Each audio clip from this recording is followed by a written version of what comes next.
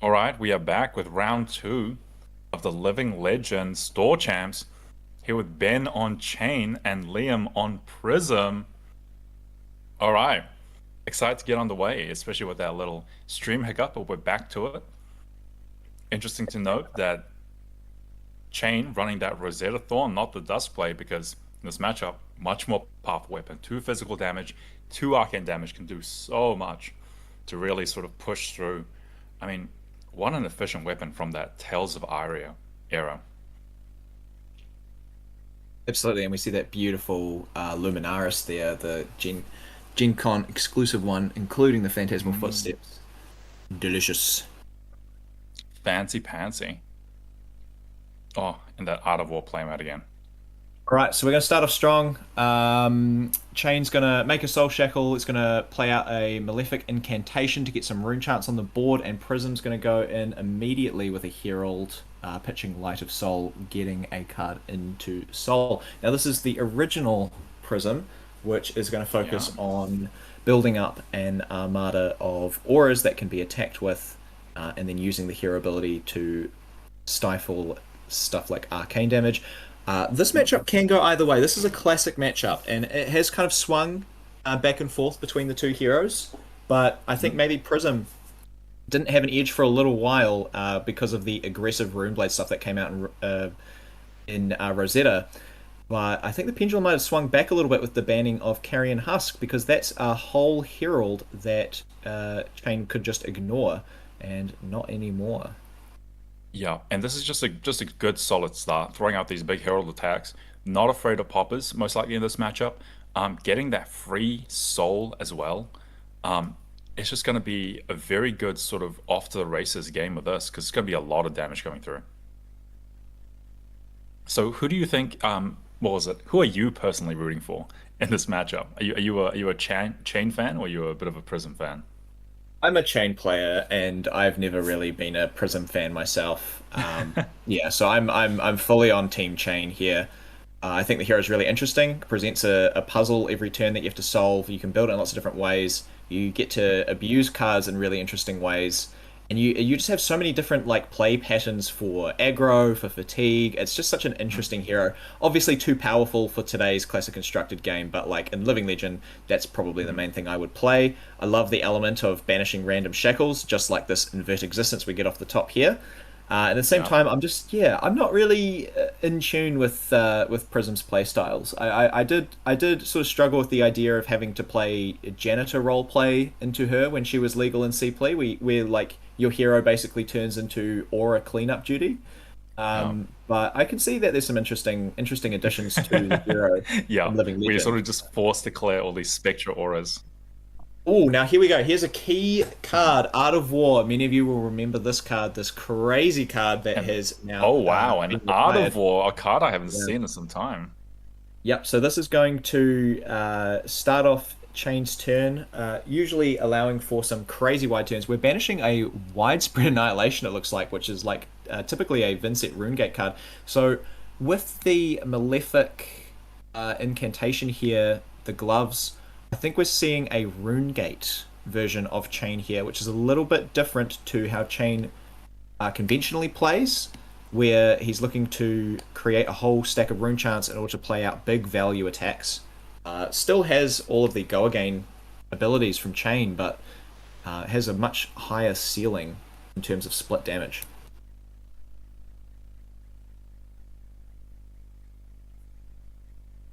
Yeah, and just RuneGate cards that came with Vincent, just very, very powerful cards with huge attack values that you can play for free from your banish zone if you just meet the rune chant requirements. So we're going to see Deathly Whale come in here for 7 go again off the chain. That's going to trigger our incantation, getting us a rune chant. If this does, if I think it, I believe if it has, if either player has lost life, it's when the combat chain closes, it creates rune chants equal to however many heroes have lost life. So if this hits, if Yeah, Liam takes rune chant damage, this will create more rune chants, yeah, which allows for more rune gates. Deadwood yeah. Dirge. Now And this importantly, Ben card. has that what was it, Revel and oh no, he's Edward Dirge as well. Yeah, Deadwood Dirge can pop a Soul Shackle in order to create more rune chants, which is going to allow him to play even more. And then here comes Revel in Runeblood, pumping the rune chant number up to Yeah. 7, which is going to allow him to play this widespread for free for 7 and 7. And I think some life has already been lost. So, I mean, its ability is going to be live. When the combat chain closes, Prism's going to have to banish a card from her hand. Yeah, just a very, very powerful sequence there, showing the power of these RuneGate cards in chain. Like on top of just pitching or like playing those sort of classic attacks from your banish zone, being able to play these RuneGate cards without having to pitch for these absurd numbers with additional upside can be so powerful in a hero like Chain that has access to shackles and has access to cards like Art of War that can really extend these turns. So Herald of Oh, Erudition coming down from Prism here, but it gets immediately popped by Soul Reaping, which is going to deny the draw two effect.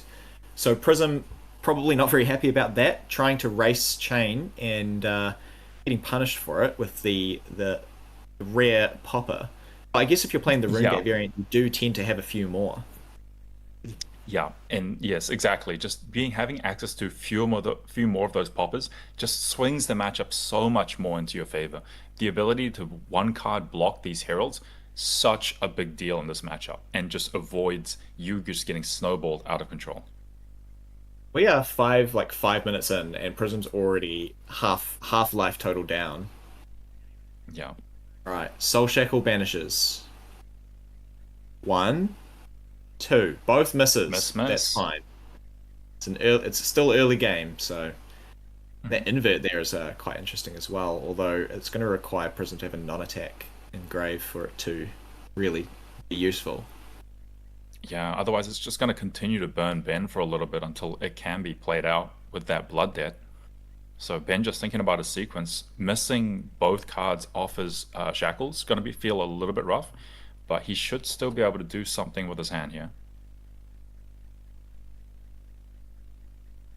And these two iconic heroes, they might be in Living Legend, but they are always here. So here's an interesting play. We're going to activate Chain and a swing with Rosetta Thorn with Go Again, without playing any other cards first, because it looks like there might be a bit of an awkward hand here. So we're just going to go straight into Read the Runes to make some rune charts. So a bit of a setup turn from Ben here.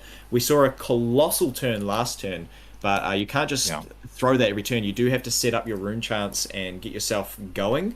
And this was just a yeah. very clean setup turn. Get some rune chants on board. Hopefully, we'll hit some rune gates off the top. However, it does give Prism the ability to crack back, and we're going to start with Herald of Protection.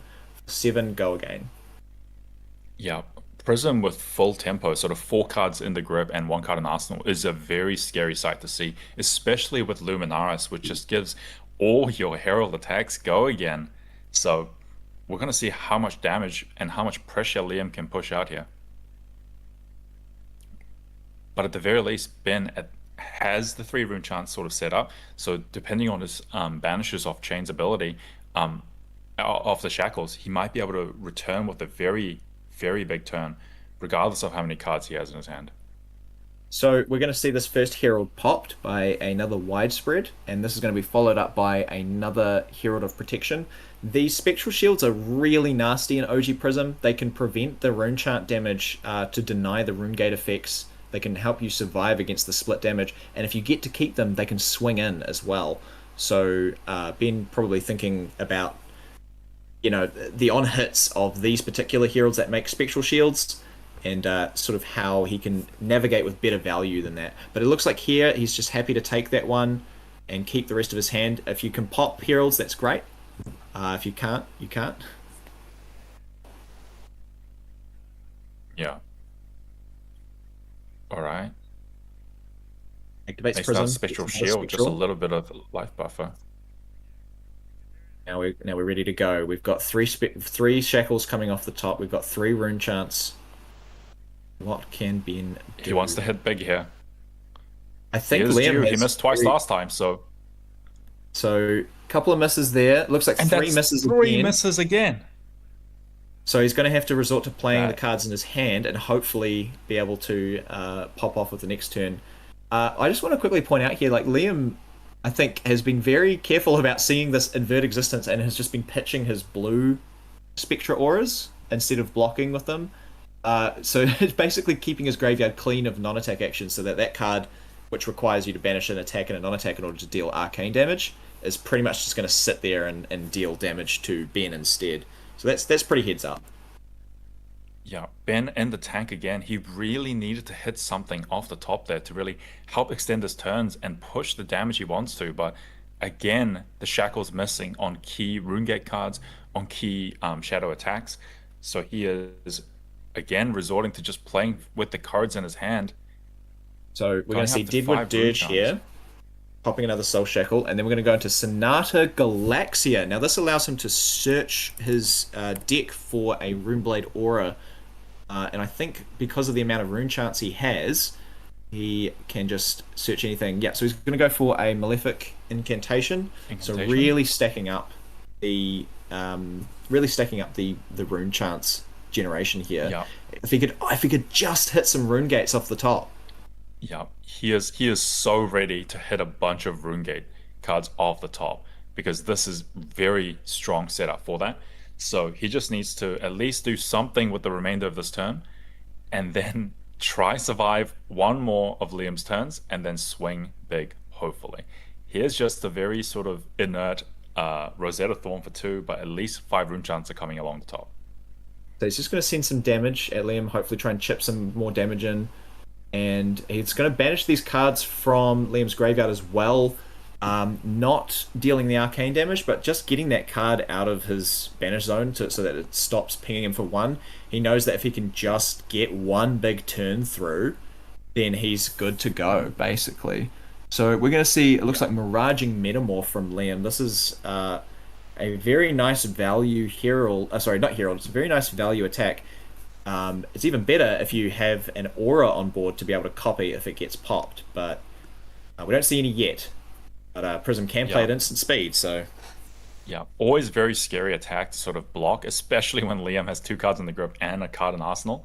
It's 7 damage you really, really don't want to efficiently Phantasm here. So he's in a slight blender thinking about taking it. He does have his equipment still available to him. But yeah, a lot of things could go wrong if he decides to pop this. Having a very big think about this turn because not only does he need to calculate how he's going to play out his turn, he needs to calculate what he might hit off the top. And after missing 5 cards in a row, he's gonna feel a little bit spooked. surely he gets one now. Yeah, he's due, right? That's how things work. But he's not starting his turn with any rune chance. That's the thing. So Yeah. So he will need a few rune chant generators. Thankfully, he does have access to that arm piece, being able to create 2 rune chants off the cuff if he needs it. he's going to activate. He's going to block He with a 6 will power pop to it. pop this Metamorph. In response, Liam's going to activate Prism to make a Spectral Shield, and because Metamorph got popped, it's going to make a copy of that Spectral Shield. So now Liam Yeah. has 2 Spectral Shields on board. And because of Luminaris, they'll both be able to just swing in for 1 with Go again. Yeah, we're going to pay 1 for the, and we're going to come up with another Herald. This one is Ravages, deals arcane damage if it hits. Cool. Oh, looks like he decided not to create the spectral shields. Oh, yeah, So yeah, it yeah. might be- They've decided to just take it back. That's fine. Okay, they were rewinding that. That's Yeah. fine. Yeah, just coming with a Herald instead. Yeah, just wants to push bigger numbers and get the advantage of more soul while he can. It is always tempting to maximize the value of that Raging Metamorph, but sometimes it is more efficient to just throw out your big attacks instead. Yeah. You can put Ben low enough, then you can maybe stifle a turn with something like Arclight Sentinel or Warmonger's Diplomacy or something like that. And then it's going to be really tricky for them to get around Heralds. Mm. So it looks like Some of Ben's going to commit some equipment here. He is going to take a little bit of damage, it looks like, which is going to allow Liam to get some cards into Soul, make a Spectral Shield. It looks like Ben may be potentially wanting to crack this Skeleta on the following turn. All right, Yeah, let's see can what he we hit get off the this top. time? He He's rubs his praying. hands. That's a That's miss. that's That's a a hit. hit, kind of. It's a miss. And Okay, another miss. he got one card, but this card also, this Shadow of Ursa does need you to have like blood deck cards to Yep. synergize with it. So like it's okay, but it's not Yeah. huge amounts of damage. Yeah, I mean, he hit, but this is definitely not the kind of powerful attack that he is looking for, especially when he has all these rune chants, these malefic incantations set up to help him sort of combo off. Very, very rough shackle hits this turn. Can he recover? Did he keep anything in his hand that allows him to still push damage and go wide? Because he did block with one of his 6 power attacks, so hopefully he still has something left. If he's got a Rune Gate card in hand, he can banish it with the Shadow of Ursa, I believe. Let me just check Yeah. that. One moment, caller. But he did No, block with no, he said the yeah. So like he could banish one of these Rune Gate mhm. cards, and then he'd be able to generate rune chants off of Malefic, and then Yeah, play the Rune Gate card. yeah, but he blocked with the Wailing to pop the Mirage Metamorph on defense.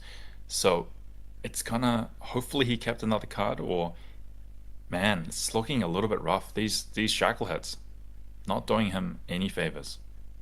This is sort of the classic thing. Like you often as cha like often in Flesh and Blood, you think on the opponent's turn, and then by the time you reach your turn, you're pretty much ready to play it out. And in Chain, you have to think during the opponent's turn, then you have to see your shackle banishes, and then you have Yeah, to think again. So like, there's often a little bit of thinking on yeah, both those turns there. yeah. Hindsight is 2020.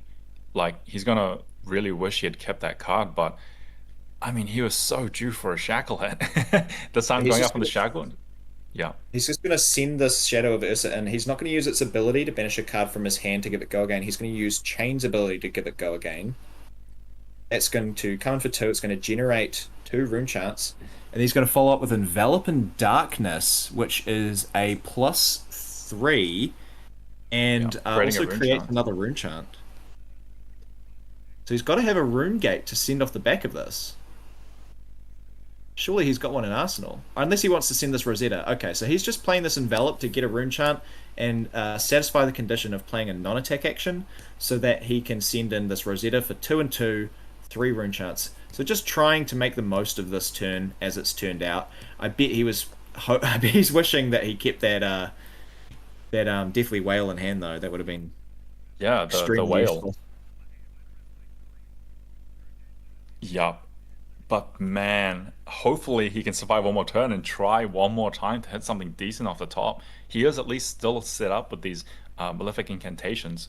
But here is an And Arc-Light Sentinel, an yep. absolutely devastating tempo play that can really just neutralize a turn. So classic Arclight Sentinel is gonna stop Chain from playing out all of his shackle banishes, unless of course he manages to generate action points without go again, something like lead the charge, Yeah, things like that. There are ways around it, but it's very unlikely that you can get around a Sentinel. And this is going to leave yeah, Liam with a full card, a full grip, and Arsenal to basically push back. So rough spot for yeah. Ben. And this is also the like the one time he ideally doesn't want to hit that many cards off Shackle because he may start to burn because of it because he won't be able to utilize his full grip properly because of this Arclight Um, Sentinel. And I feel like that's when he's gonna hit like 4 so, blood dagger yeah, cards. I was just gonna say, you watch. He's gonna hit like 4 rune gates now. It'll be Yeah, the yeah, classic chain way. And you know what's even yeah. sadder? I can see an Art of War in his hand as well. Like this was the Oh turn, and it's no. just like Arclight Sentinel says no. Yeah, Yeah, so he's gonna block the Sentinel because there's no other way to yeah. efficiently use his hand. Here He we hits a go. rune Object gate. number one. He Gonna hits a miss good that. card. Oh, Miss a couple of other cards, and there is all a right. He lead the only hit charge, but once. that's getting banished. So he does have those cards available to him. Let's see if it's very unlikely that he's going to play around the Sentinel because he did block. He did just spend a whole card to block. So I imagine it's Yeah, just going to be a bit of set up and clean up duty. So make a shackle, swing at the yeah. thing. Thankfully he only hit one blood deck card, so he won't be burning too much there. But man, his shackles. continuing to look a little rough. So he's But going to hit that Sentinel, just gonna send out an attack. Just get trigger rid of the the Arclight Sentinel, make the 2 Rune Chants, and then keep the Out of War and hope. hope that this 5 cards is not going to completely destroy him. If he can live through this turn and send back, he's in a pretty good position. So we're going to see Genesis come down. This is allows Very Liam to powerful card. pop a card from his hand into his soul, draw a card, make a spectral shield. This is a really good value generating machine for Prism, especially if your opponent leaves it on the board. At this stage of the game, it might be a bit late to consider dealing with the Genesis, but it's still pretty useful there. If Ben's hand looks anything halfway decent, especially with the Art of War he's got, and the 4 Shackle Banishes he's about to hit, most likely ignoring this Genesis and just trying to keep as much gas as he can in his hand. So it looks like Genesis was played at the end of Ben's turn, allowing Liam to be able to use the ability on his own turn. And now all he needs to do is pitch a yellow in order to get his attacks to have go again, which he can either do playing a card from Arsenal, activating Prism's ability. There's a few options here with one card, but most importantly, this does not appear to be a super aggressive damage turn. It doesn't seem to threaten a lot of card draws. It doesn't seem to push over the top of 14 life. This could be the legroom that Ben needs in order to play out a massive Art of War turn, using his blood debt, using creepers, whatever he needs. So but he does have to think a little bit carefully here. Yeah, despite Ben sort of low rolling in this matchup with his Shackle Banishes, Liam has also not been able to present that much either. Like, his hand's not quite lining up to be able to push through all the damage that he wanted or set up the board in a way that has been sort of productive towards his game plan. He has been sort of trading life with Ben, going down together, but Ben really representing that ticking time bomb that is those Shackles and is those Rune Gate cards. So Liam still, despite those bad banishes, Liam is still on the back foot, trying to find a way into this game.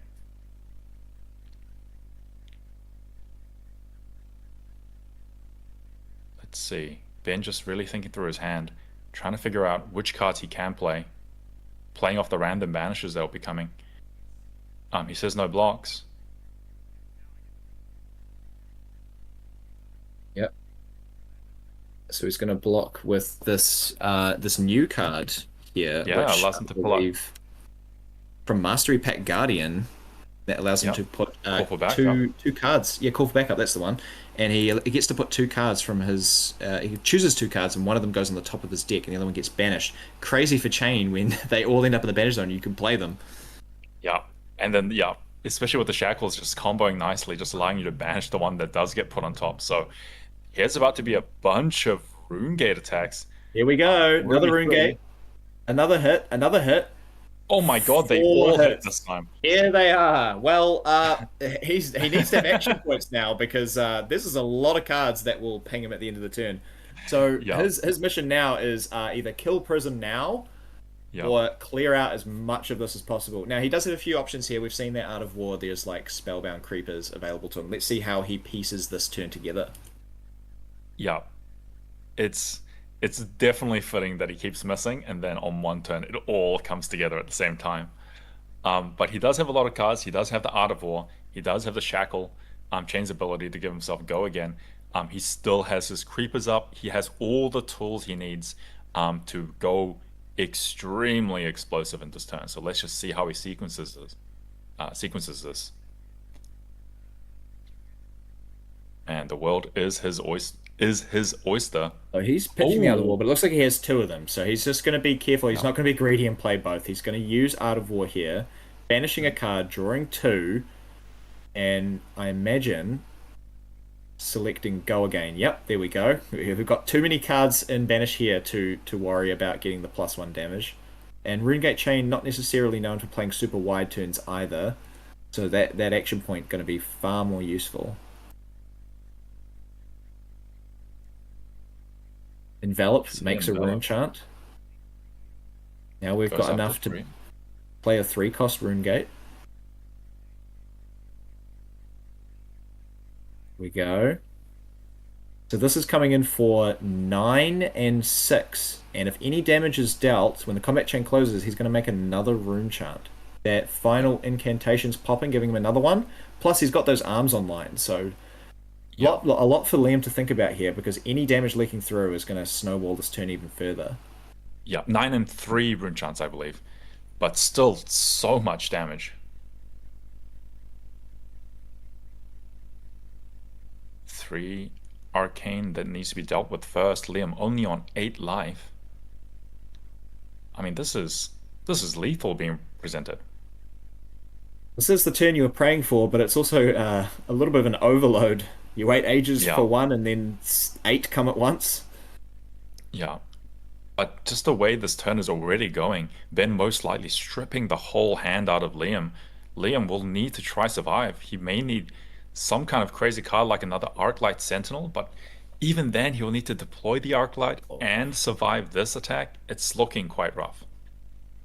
So he's going to prevent 3, Pitch it looks 3, like. yeah. Block 3, the 2 spectral shields will go. 5 in total.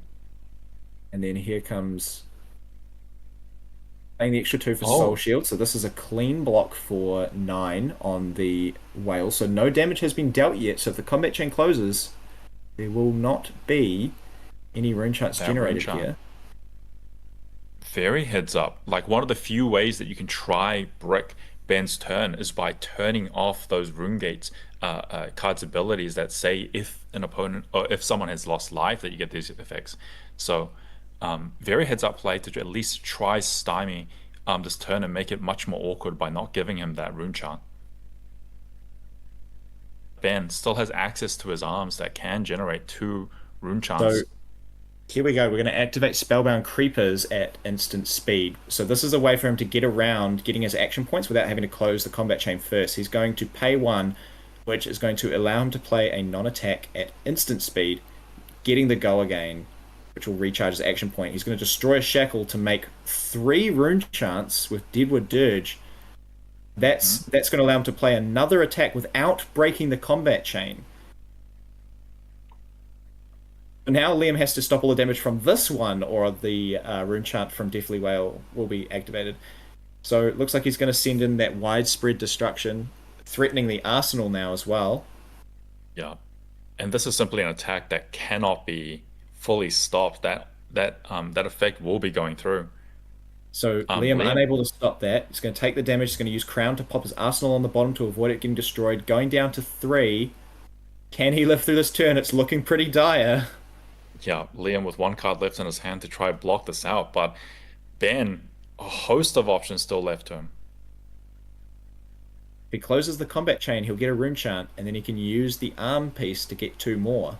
That would be enough to play out any Blood Debt. Sorry, any rune gate. Yeah, he's going to close the combat chain. Deathly Whale's going to net him a rune chant. Going to make a Soul Shackle to get go again. And in comes Eloquent Eulogy. Only costs him 1, coming in for 4 and 1 go again. This is it. I think we're going to see the end of Prism here. And then in comes the gloves for that last Banshee, or whatever that one is. Phantom Wraith. Yes. Just that vanilla 2/6. Yeah, just damage. I mean, Ben really showcasing the strength of Chain here. And the way that Rune Gate works in this deck is absolutely bonkers when it starts to line up. I mean, the amount of damage that he presented, like despite the inconsistencies that come with the deck, as you noticed there, where Ben sort of took a couple of off turns, when it hits, when that deck sings, it looks insane. Yeah, that was definitely a masterclass of chain play there. The Spellbound Creepers being a key component of keeping that damage, keeping the combat chain open while still threatening more and more damage and just going above and beyond. Yeah. Oh, we just get to hear a little bit from the players. Do I have to turn the headphones up first? Yeah, We hear you. Yes. Hello. Okay, we can hear you guys. Yeah, perfect. Ben, You're on. congratulations on that win. Cheers, man. I mean, what a game! I was definitely. feeling for you for a couple of turns when you kept missing on your banishes. Yeah. And I was like, man, this guy's having a rough time, and then I saw your disgusting turns. Yeah, Then I took it all back. Yeah. So how are you feeling? How do you think that game went? Yeah, I mean, I'm thrilled. I know Liam's a really good player, so it's like I knew this was going to be a tough matchup. But yeah, I picked up Chain last night, and we played a few practices, and he's going pretty well. He's doing pretty good. Yeah, I think he's a very consistent hero over the course of a game, and very inconsistent on a turn-by-turn basis. So you have to be prepared going in that you're going to get those massive ups and massive downs. You know, he's a true Rune Blade. And what made you choose to go with the Rune Gate variation over the sort of stock standard, belittle, random just normal chain swap sort of stuff? Like, what made you go for the Rune Gate one specifically? I think it's just the sheer power of it. It can just have such explosive turns. You're basically cheating, right? You're drawing extra cards and then playing them for free. And it allows you to do some insane turns. And utilizing Chain's ability, you've got extra card advantage, cost reduction, and extra action points. And that's just such a potent combo. Yeah, some of those turn cycles did look a little heinous to me, but it's very cool when it pops off. Liam, I must ask, what made you bring Prism, and what was your sort of thought going into this matchup? Like, what were you expecting? What was your game plan? In this matchup, I need him to miss on poppers. That's how I'm trying to push damage, but he was able to stave off my pressure with having a popper every turn. I was sitting on Fractal Replication all game, so I'm trying to set up like a 3 wide turn for like 20 plus damage. And then use Empyrean to get +1 damage and ward on every attack. That's sort of the game plan. And I picked Prism because I expected a few slow decks, and mainly I brought Ira and Prism, and then decided on Prism because I couldn't be bothered building the deck list on Gem for Ira. Fair enough. Yeah. Just had Prism ready to go. That's it, yeah. Man, so how are you guys feeling about the overall meta of this current Store Champs Living Legend? Do you guys feeling confident that you can make it to the top 8? Or are there any matchups you're trying to dodge? Well, there's that one CYV new lurking around. I imagine... I do actually think I'll have game into that, but I haven't got the experience I think I need to navigate that type of matchup. And there's quite a few Icelanders floating around. And once again, I think, that's a matchup that could go either way, but just not having that experience might be a bit of a hindrance in dealing with the disruption. And I'm playing the ultimate coin flip hero, so I've got a bunch of really good matchups and a bunch of awful matchups, so we'll try and roll the dice well. Nice. At the end of the day, a lot of RNG in these tournament matchups. Sometimes you just see all the heroes you want to see, stomp them, and you get to that top 8. Yep. Yeah, definitely. Yeah. All right, well, thanks for your time, guys. Yeah. Best of luck for the rest of the tournament, and hopefully we'll see you much more in the future match in that top 8 at the end of the day. Yeah, Good luck, cheers. guys. Cheers. Where you going?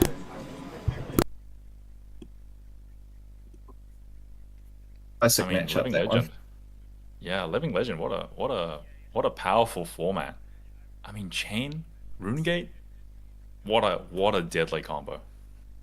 Could also say that he had to piece that together as well. Like it was looking a little bit awkward until all those Rune Gates came off the top.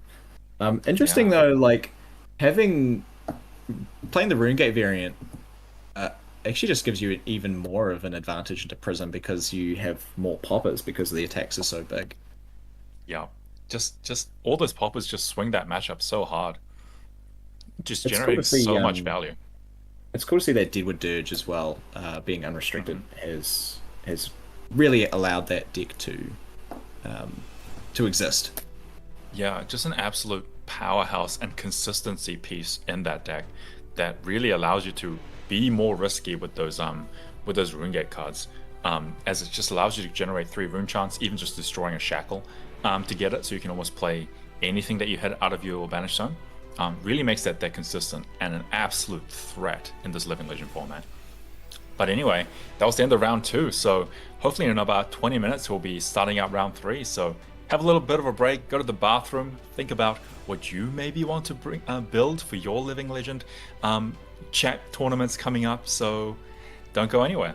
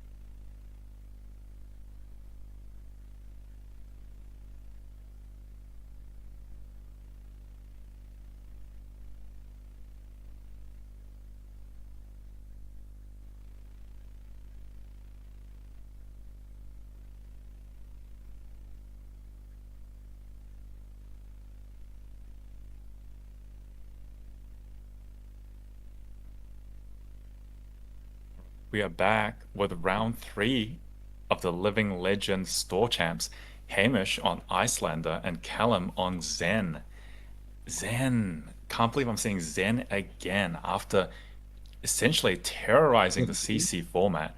Kind of back in Living Legend with that powerful ability to extend combo lines. But I believe in Living Legend, Callum most likely playing the Needle build, which utilizes that extremely powerful weapon to sort of extend his turns and increase damage.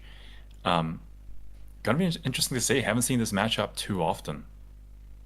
Now, Iceland is an interesting matchup. Typically quite good into aggro decks due to the ability to tax them at instant speed, but Zen also very blue heavy. Is there anyone here that you think is favored? Um, I think a lot of the agency will be up to Hamish to be able to find the right moments to disrupt and actually slow down Callum's aggression. Zen has access to, like you said, so many blues, especially with Cheese, and also because most likely running that needle build will be quite heavy on resources to be able to swing those weapons. So it's going to be very interesting to see, but I feel like there's a slight favor towards Callum here. Yeah, But I am probably. excited to And you see get to be Icelander again. proactive as well. So Yeah, that's always you've got going for you. yeah. Um, Man, I do remember the days when Zen just terrorized the CC meta. One of the catalyst heroes for the book bannings that occurred in the Flesh and Blood CC metagame. Yeah. Yeah, the Zen season, as it was known. Yes, yes. Sometimes you just sit down and then you just get blown up by bonds. Great times. Um, Which bonds? so, I mean, there was bonds going both ways, I believe, during that period. Zen throwing out bonds, and then the one of the few heroes that could try slow Zen down was Nu, throwing their own version of bonds. Um, but yeah, round three, I believe there's two more rounds after this, and then it will be a cut to top eight. So still a lot on the line. These players will need to get the win here to try secure their spot in top eight. So and it's also important to note that Icelander starts on 36 life. Like 4 life isn't necessarily the craziest life deficit, but when you're sort of facing down needles and these sort of wide, very annoying attacks from Callum, it's going to mean a lot. And also, who starts here is going to play a pretty big role because Icelander ideally wants to try set up some disruption turn zero, get a card in the arsenal so that she can disrupt the sort of first aggressive salvo from Callum. But if Zane gets to go first, he may just sort of throw out his hand and just leak a bunch of damage before Icelander can even set up that hero ability to be able to disrupt with an ice blue card from Arsenal. So, gonna be interesting to see who starts. May do a lot for this matchup, and it is gonna be one needle, and it is gonna be an arcane lantern presented. So Callum pretty seems to be pretty comfortable noting that Icelander has disruption and seems to be pretty happy to just pitch when necessary to prevent arcane damage. Probably looking to Yeah. win through a big combo turn, probably utilizing the mask and bonds of ancestry as opposed to Yeah. just raw aggression. Hmm. And on Icelander's side, we've got that Stonewall Gauntlet, which is right in the middle of the glare, but that's okay, we know what it is, and that is going to stop combat chains from gaining power. So, Icelander's going to kick things off with this Insidious Chill, which Oh, is an incredible first turn play, because every time you Ice Fuse, you get to remove a counter from it and demand a discard or a payment of 2 from the opposing player, really allowing Icelander to extend that disruption. yeah, it's definitely one of those cards you want to see on turn zero that really helps you set up and really get the disruption train rolling. Very powerful. It's going to be affecting Callum over essentially 3 turns of additional disruption whenever Hamish fuses the card. So, very good opening. Let's see what Callum can do to sort of kick this match off.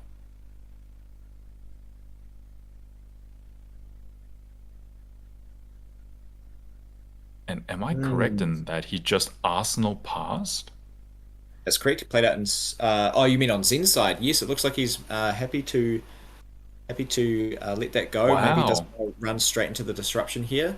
It could be that he feels very comfortable in fatiguing Icelander and forcing them to make the proactive plays, knowing that all he Yeah. needs is one big uninterrupted turn in order to close things out. So he's like, okay, I'm going to put the ball in your court. I'm going to make you work for a win because, Icelander's good at stopping, but she does have to still win. And, Waning Moon by itself against Null 3 is not going to do it. However, Callum Yeah. happy to do this. It's Coronet peaked, demanding a card from hand. Yeah. Happy To at least try slow this turn down.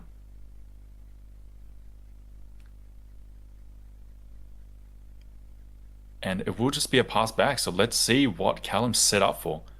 Here is That's Plunder Run from Plunder Run. Arsenal. And then Transcend. So Plunder Run making some pretty good impact in Living Legend as a card that allows you to draw extra cards, but also as a blue, allowing you to transcend off of it. So Callum's going to shuffle his deck. Yeah. He's going to get a Chi, and he is ready to go. Yeah, it's also going to be interesting to see what card Hamish has set up to be able to try disrupt a potentially huge turn coming out of here from Callum. He's gotten set up quite quickly though. He's got that Amulet of Ice as well. So like Callum is going to have to be aware that any Ice Fuse at instant speed could potentially rip his whole hand. Yeah, So he's going to gain a resource of Kasaya. Activate Zen.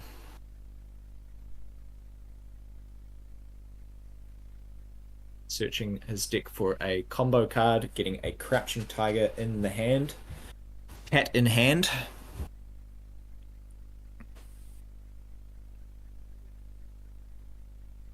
Search Chase the for Tail. Chase the Tail. A great value piece. Very powerful, that card. yeah, just solid numbers. Just going to be pushing out that aggression. Hamish thinking about the prime opportunity to potentially send out that Arsenal. Passing priority though, letting that Tiger come out for. So here's that cheeky Tiger for one, and the great thing about this being buffed by Plunder Run is if it hits, it draws. So it does Yeah. require a defense if Hamish wants to stop Callum from extending his turn. Happy to take it, knows that Plunder Run is just too difficult to block out, and one is too inefficient to block in. So going to come in with Chase the Tail here. That's going to come in for 4 go again, looks like. Yep. Should it not be more? I believe it threatens +3 on the next Tiger that gets played. Next trust. Yeah, okay, gotcha. Yes, yes. So we're going to block that for 3. Still 3 patiently holding takes on to the the 1. disruption, but here it comes. Hypothermia. Ooh. That is going to create a frostbite, but more importantly, it's going to remove the go again from Chase the Tail because it stops attacks from gaining go again. And Chase the Tail Yeah. only has it when you play it as a combo, so it's going to completely freeze Callum's turn there. Yeah, a very, very disruptive piece, sort of neutralizing this turn, and Callum forced to pass back. Hamish, 3 cards in the grip. Let's see what he can do with this. He's coming in with the Ether Ice Vein, fusing a Channel Lake Frigid, a powerful card to have in Arsenal, which is, if it deals damage, it's going to force him to discard or pay 2, and we're also going to trigger that Insidious Chill at the same time. So now we have discard or pay 2, and 5 arcane damage with discard or pay 2 if it is dealt. And Callum also knows that there's a Channel Lake being popped into the Arsenal, which can completely shut down entire turn cycles. Yeah, you're probably... I don't think you're playing the game for a little while, buddy. Yeah, and we're sort of seeing the almost oppressive nature of ice and what they can do to sort of these aggro decks, these combo decks, and how much disruption that they can throw out. So Callum will just need to weather the storm for a few turns, at the very least, until that Insidious Chill is gone, and try bait out that Amulet of Ice so that he can be given the space to combo off. But an absolutely frightening start from Hamish. So Callum's just going to ship his whole hand into Arcane Defense and paying for both of these effects, preserving cards in deck, looking to make Icelander find the damage, not looking to just take all this damage just to get cooked by disruption. He's just going to happily ship it out and be like, okay, do your thing.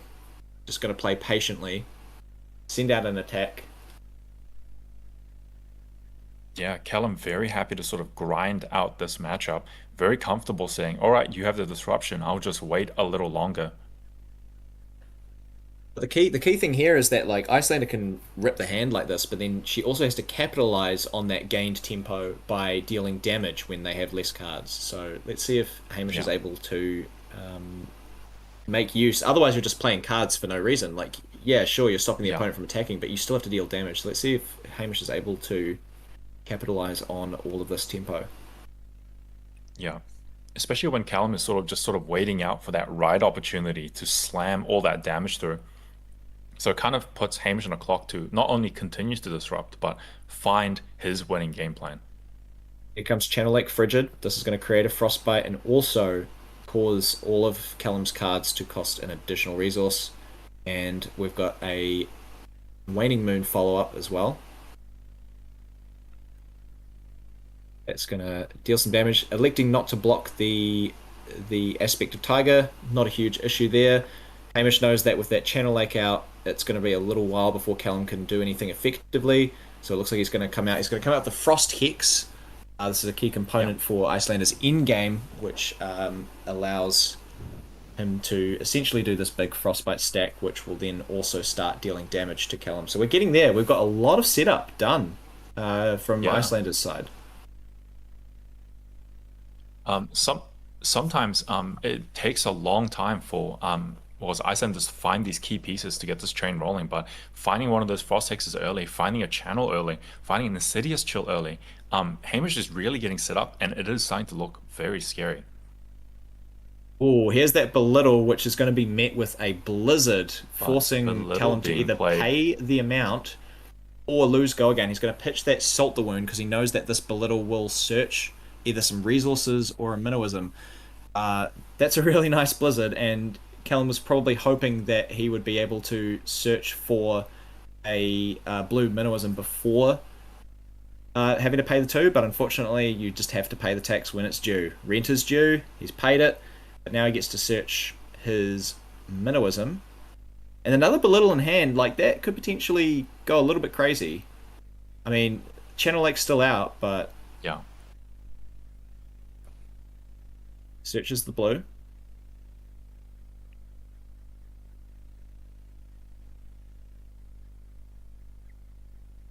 Callum in a singlet despite -2 degrees in Dunedin and also facing Yeah, a down lot an of ice disruptive hero. and sort of taxing effects, but just the ability to search another blue, very helpful sort of into this matchup. God, imagine pitching 3 cards to attack with I two mean, 3 this power man really attacks. cosplaying those exposed shoulders of Zen.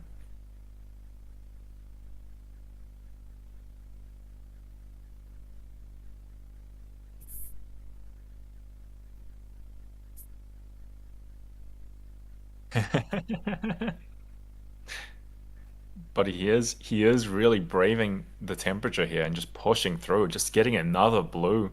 I mean, he's starting to feel quite warm with all those extra resources.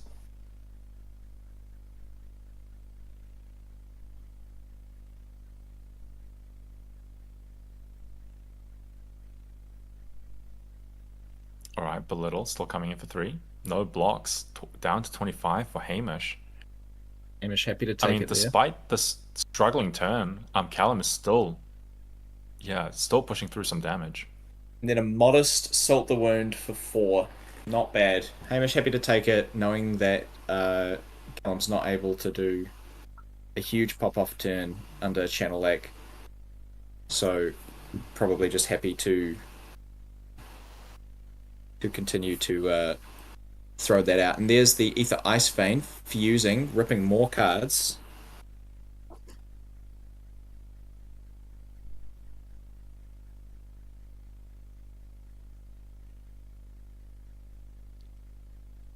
So on hit, Yeah, gonna will be take that some more final. cards.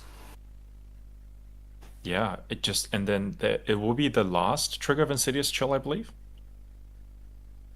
So Callum will have at least think- weathered this card. I think we've got one more coming on after this.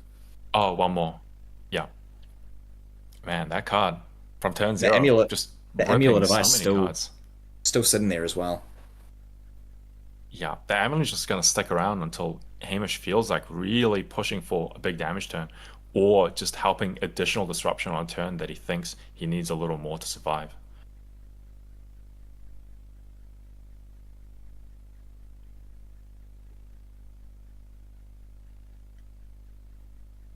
Only Arcane Barrier 3 present on Callum's side, so he won't be able to fully prevent this.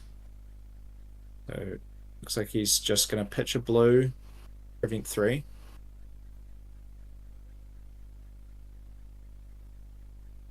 I mean, those He's gonna cheese don't pitch some block, but in an cards. arcane matchup. He's going to pitch some cards in order to satisfy the conditions, the pay 2 or discard, and he's going to also cover that Waning Moon. Happy to just soak up some arcane damage there and wait for his window.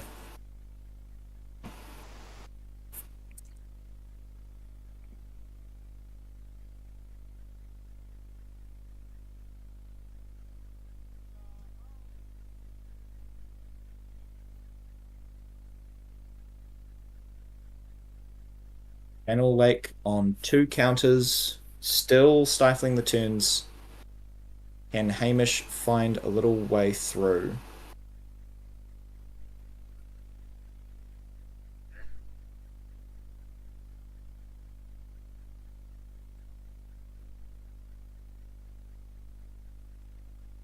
Right. Callum taking a moment to cough to the side there into his elbow, potentially feeling the effects of some of these frostbites and these disruptive effects. There's only so much he has to play through, though. Yeah. Still at 31 life. And here comes another Channel Lake Frigid. Just completely shutting down any option to attack. But that's okay, because Callum's already shipped his whole hand through. So, yeah, he's pretty happy just to stop the life total, so to prevent the damage here, and then wait for his window. So he's going to draw up, and Channel Lake's going to stick around till the end of Icelander's turn.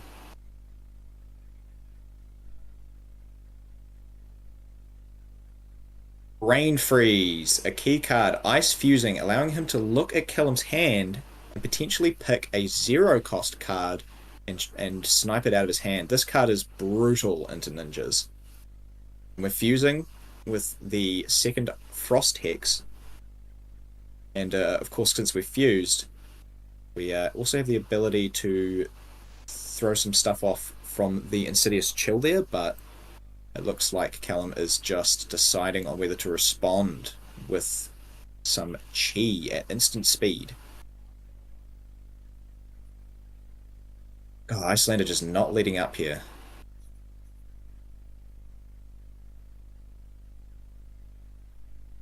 So it looks like he's going to allow the Insidious Chill to go through. He's going to block with the chi. Defend with the pitch the chi. He's going to allow the Brain Freeze through. We've got some Predatory Streaks. This is a really interesting card. I imagine it's paired very well with Stubby Hammerers, but also just create some pretty cool game scenarios. Anyway, one of them's going to get shipped to the top from that Brain Freeze, and then the Waning Moon's going to come in. 2 reds in hand, so there is some damage starting to leak through. Still not able to play a single turn from those Channel Lakes. First one's going to go, but the second one's going to stay. Welcome to winter. Urgh.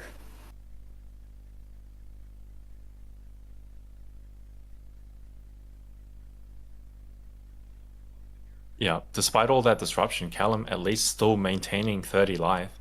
And he has worked through one channel. We'll have to work through that second one and then play around the third one. But he is slowly but surely starting to break through a little bit through all this disruption that will eventually run out of Hamish's deck.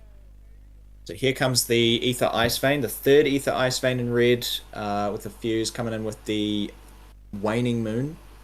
It's going to start to really choke down some damage.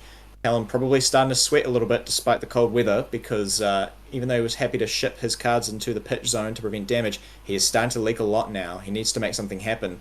Channel Lake finally gone. Does he have an option to play something? Minnowism, Sacred Art, Jade Tiger. An absolute power turn here, sort of one of those legendary signature cards, allowing him to go wide, generate a bunch of tigers, and also just get that extra resource off the Kasai as well. So we'll see what he can do with this. Oh, that card would have been crazy if he'd seen it with those predatory streaks and there wasn't a channel lake. But you do what you got to Yeah. do. Yeah. Tigers will be Nice coming in for a token. little more, and he's got that. Yeah, and he's got that chi to generate an extra tiger as well. And here we see the other predatory streak. This is going to make some more tigers. So we've got 5 tigers coming in, all with +1. And we've luckily not facing down a channel lake, but frostbites can make this a little bit awkward. The worst Yeah. thing And to like, happen here would be to be disrupted and not be able to play out these tigers. yeah, things like a hypothermia here would be just devastating. But very funny in the things that they're like making Callum discard a card here at the moment is not that impactful because he'll just be able to discard a tiger to it. I think these tigers also just have base go again, so even hypothermia might not stop that. Oh no, you're right. No, yes. Wow, lots of. I mean, they're only little cats, but there's still a little bit of damage, especially if there's something like very Salt the annoying to Wound, block. because all of these can threaten a Tiger Stripe Shuko activation. But I mean, it'd be so risky to do that. I'm surprised he doesn't throw the Stonewall Gauntlet here. That would be super cheeky. I guess you can always close the Yeah. combat chain. Anyway, tiger, tiger, tiger, tiger. Lots of cats. We're literally just watching the Broadshow musical Cats right now. Hamish getting absolutely mauled by Mr. Mistopheles and his crew. This is this is a certified Jellicoe moment. Yeah. Welcome to the jungle. trying to figure out what looks worse, all those attacks in the combat chain or the live action remake. True. I mean, it probably looks like some of these tigers here, where some of them are non-foil and some of them are cold foil. Man, imagine Here if he had comes nothing but tiger number 7. but he does Goodness have 3 of gracious. those Gothels. Hamish this is still a holding lot. on to Hamish still holding on to a full grip here. I think he's just like, okay, you've seen a lot of tigers, but are you going to send something else at me? There's not really any good windows to disrupt him here, but saving his cards for a heavier hit potentially, or to be able to pitch in for some big stuff. He is going to give a card down now to one of these tigers. And here comes another tiger. So Hamish was just happy to check and see what was going to happen here. Now this is a pretty heads-up block with Stonewall Gauntlet, because it means that if there's a combo card, Callum will have to break the chain or to play it. Activate Zen, and in response gets Channel the Bleak Oh. Expanse, which prevents the revealing and searching of any cards. Oh, it looks like he's going to commit to that. Channel the Bleak Expanse, completely shutting down Zen's activation. So he played all these tigers, and Hamish was just like, okay, but I'm not going to let you get the payoff. Lots of cats, nothing to go, but nowhere to go. Oh wow, what could have been an absolute crazy combo turn here to punch through a bunch of damage, neutralize. So yes, the Tigers came in, did a bunch of damage, but really missing out on that combo piece is huge for Callum's game plan. Back breaking. This was like his one Very window, well and it just timed, then it wasn't. Yeah. I mean, these ice heroes, just these abilities to disrupt, especially in a format like Living Legend, where heroes just run rampant, doing whatever they want due to the sort of very limited ban lists, that allows all these power cards to be played and these crazy combos to be initiated. Icelander, a sort of mainstay of the format, sort of keeping all these degenerate decks kind of in check.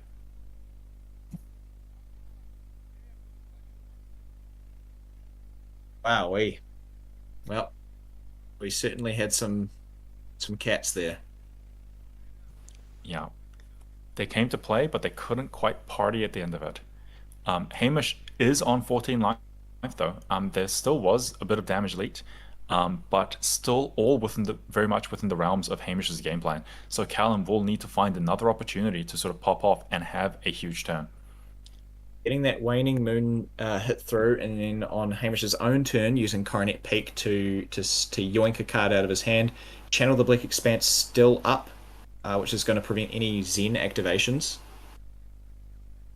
And a card in Arsenal to go with it. Yeah.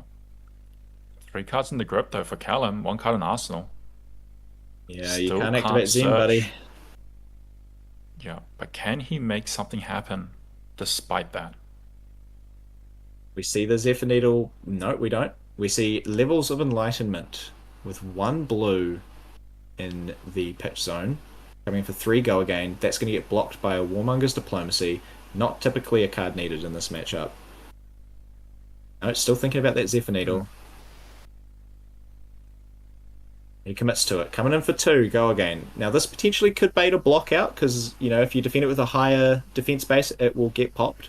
And Hamish is happy to do that. And then he's going to come in with the second levels, this time for 5. So just going in for some hot damage, trying to make sure that if Hamish wants to play these big disgusting turns, he has to trade life for it. Because, once you wean them off the arsenal, it's over. So he just trying to play what he can. Sink below 10 comes damage. down. 10 damage turn is still respectable, but not necessarily how he wants to be spending those levels of enlightenment. A very powerful card if he has more than 1 blue in his pitch zone, but only able to get that 1 blue in there, only getting 1 mode. A little unfortunate, but still, pass the turn back. So here's the second Insidious Chill from Hamish here, but more importantly, no Arsenal card. The floodgates are open. Callum has 1, and there's no Channel the Bleak Expanse.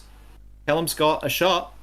There's potentially, Blizzard would be potentially one thing, but he's got it. He's got a chance to come in through here. He's going to start with Belittle, a card in Arsenal.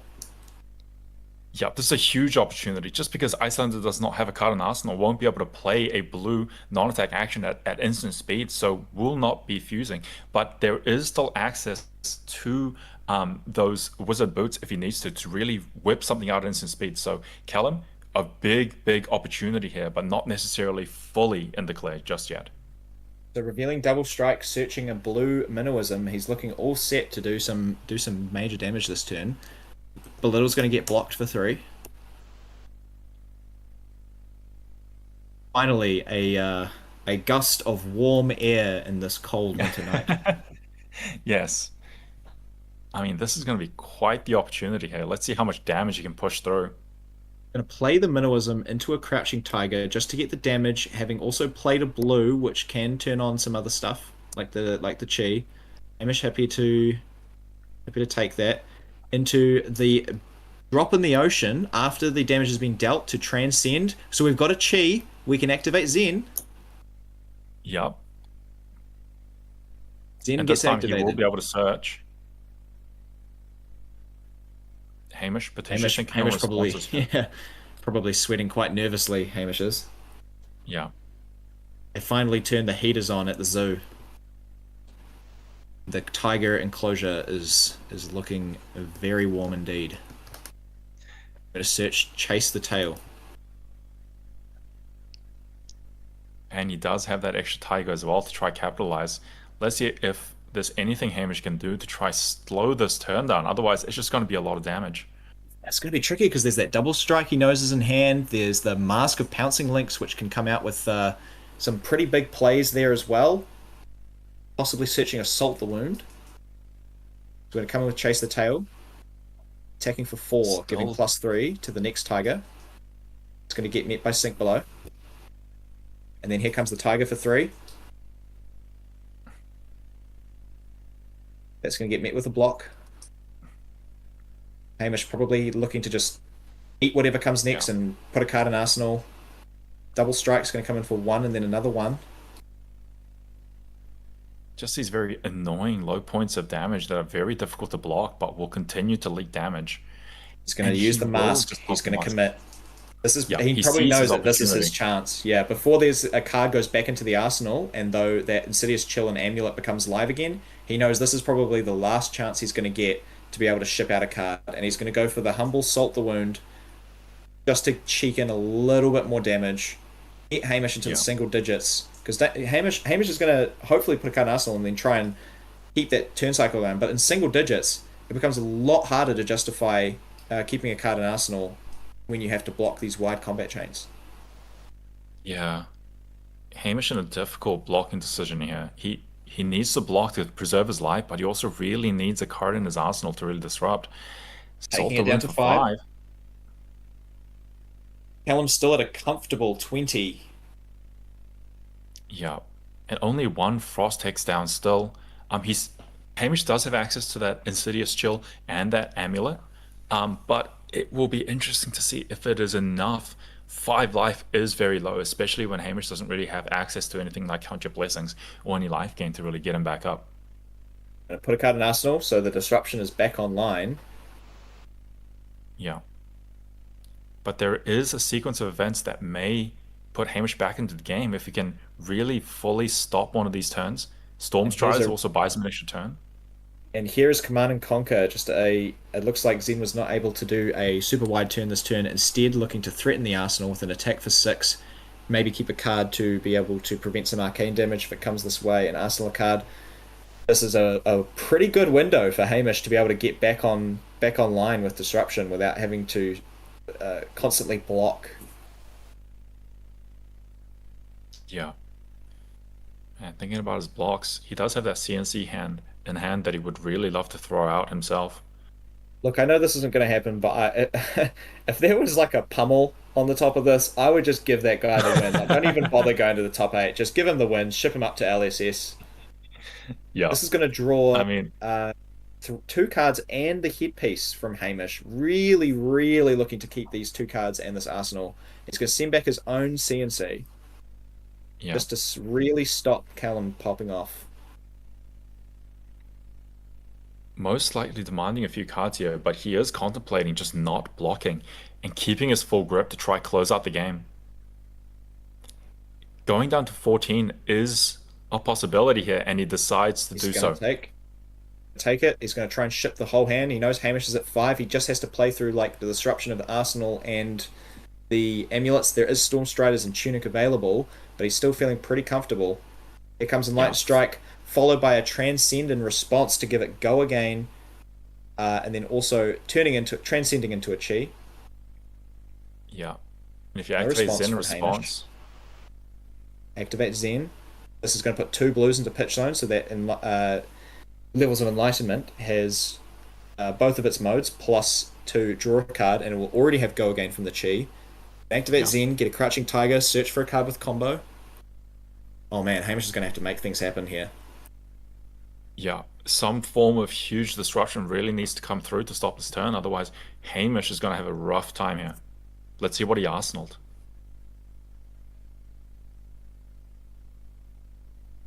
And Callum essentially getting all 3 modes.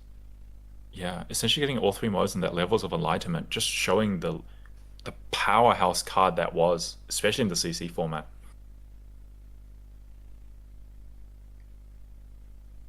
Which is Tiger Swipe. A very nice 0 for 4 off the back of a Crouching Tiger. Yeah. Okay, and here we And see it will- Hypothermia. Oh no, that's going to remove the Go Again from Levels of Enlightenment because it's not base Go Again. It's Go Again enabled from the Chi, and that's going to stop Callum's turn dead in its Yeah. tracks. An absolute critical timing for that Hypothermia. What a heads-up play to get that in Arsenal and essentially neutralize his turn. This is exactly what he needed. Now he just needs to block up this damage, send something back, ideally on his own turn, get another card into Arsenal to make sure he can hold off one more turn off Callum, and then try put him into lethal range with Storm Striders. There is a window opening here, and that Hypothermia doing a lot. Callum definitely not in comfortable life ranges anymore. Now it's only a matter of time before he gets into the Storm Strider's kill range. Definitely not the card he wanted to see here. And that Frostbite pinging for 1 as well as it goes out. Back over to Hamish. We've got a Brain Freeze fusing with an Amulet of Ice, allowing him to look at Callum's hand and potentially take a 0-cost card out of his hand. We also get to trigger the Insidious Chill here as well to rip even more cards. Hamish is back in it. Like he's really just back on that train of having a card in Arsenal every turn. It was a bit touch and go there for a second, but now he's back onto this disruption train, just completely robbing Callum of chances to play. Yeah, just really thinking about what to get rid of. This is Man, Hamish has really turned the corner here. Not only has he been disrupting, Callum's hand looking a little bit awkward here. And not to mention, he currently does not have a weapon. So it looks like there's just a bit of a judge call. I think it's probably due to the crouching tiger that was still in Callum's hand because he was not able to play it because that levels of enlightenment got just completely ganked. So yeah, it looks like we're just going to resolve some stuff here. A little bit of timing. And we'll be right back into the game. Wow, this was looking like Icelander just had the drawbridges up and then the floodgates opened for a little while, just a single turn, and now we're back to Yep. Icelander just in the full grip. So it looks like we are going with a rewind. Well, no, it looks like we've drawn up. So Icelander's drawn up. And we're over to Callum's turn. So he's going to activate Zen. Search for another Tiger Swipe. Yeah. Yeah, Catching tiger in hopefully, hand. hoping that this time he will be able to get it off and not be trapped with it again.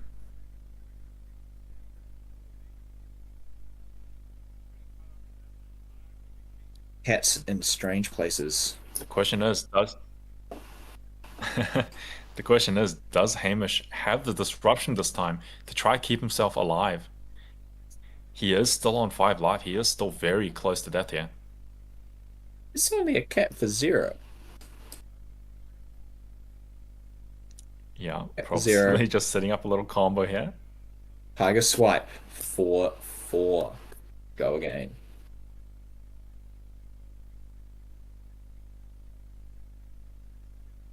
If you're Callum, you're looking to close this game as soon as you can. Yeah, you do not want to give Hamish any more time. But man, Hamish, still a lot of cards in the grip. Still Storm Strider's up, Tunic up, Insidious Chill with 2 counters. Draws a block. Blocks 3, takes 1. Makes another Tiger. And here comes Aspect of Tiger. And it's going to combo because Tiger Swipes are red. And that's going to allow him to make another Tiger. These Tigers don't do damage at the moment. But, you know, they're always useful in terms of combo pieces. But we're going to come in for 3. Go again. That's going to get blocked. Tiger. And Go Tiger. again for Just 0, playing them go again out. for 0. Making sure you play them out so you don't get stranded with them in hand. Arsenal. Pass Yeah. back to Icelander. 2 cards in Icelander's grip. The Insidious Chill and Amulet at the ready. Tunic at the ready. CNC. Again, just stopping you from playing out a full grip. Callum not too happy about that. Seems Just that a he may solid have drawn 2-card a few. hand. It seems he may have drawn a few non-blocks here, and I don't think he's that happy about losing an Arsenal and going down into single digits. But I think he's going to have to. Oh no, yep. It's going to take it down to 8. He's in range now. Icelander is on the Yep. cusp. He's going to lose that Cosmic And lose Awakening. Arsenal. 8 is definitely not where you want to be against Icelander, who still has so much of their power still up. Storm Striders, Insidious Chill, Amulet. If Hamish gets the fuse off on Callum's turn, he may be able to just strip so many more cards and start pushing for lethal. Activate Zen. Get a Crouching Tiger in hand. Search for a card with combo. Pray that the opponent does not have Channel the Bleak Expanse. I believe the 3rd copy got pitched quite early to the bottom of the deck, so Callum should be feeling quite okay about that 3rd Channel the Bleak. Oh wow, We're going to Storm see Strider a response. activation. Callum putting his Got hands an up. Ether Ice Vein, which is going to be fused, and if that deals damage, it's going to rip a card from his hand or pay 2, and the Insidious Chill and the Amulet can both come off the back of this as well. Yeah. Insidious Chill trigger first. Callum Hamish paying the 2. threatening to take everything from And Callum then here. The Amulet triggers, discard or pay 2. Callum discards the double strike, and then he pays from the Ether Ice Vein, because otherwise he's going to lose another card from hand. Wow. And then we've got another Amulet from Arsenal, going to create a Frostbite. Yep. Which It's will gonna let also us pay him do- for 1. Allow us to activate Waning Moon, putting him down to 5. Just completely shredded Zen's entire hand after forcing him to lose a card with Command and Conquer, and putting him down to 5 and getting a card in Arsenal. This is Hamish's game to win. Yeah. What an absolutely devastating sequence of events here. So Zen finally resolves, gets a Crouching Tiger, and with the Frostbite on board, can't be played. So, wow, that cat's going straight in the Arsenal, I suppose. Man, it is something, but being on 5 life with only 3 Arcane Barrier against a Wizard with a Frost Hex up? Yeah. That Frostbite is also going to deal an extra damage, I believe, at the end of this turn. Yep. Yep, down to Down 4. to 4. Life has been equalized. The weather forecast was wrong. It's snowing outside. Yeah. If only Callum had dressed appropriately for the weather. True. I mean, he did dress pretty appropriately. He's got lots of null rune. Just doesn't seem like there was enough. You're right, you're right. Icelander pops a card in Arsenal, draws up.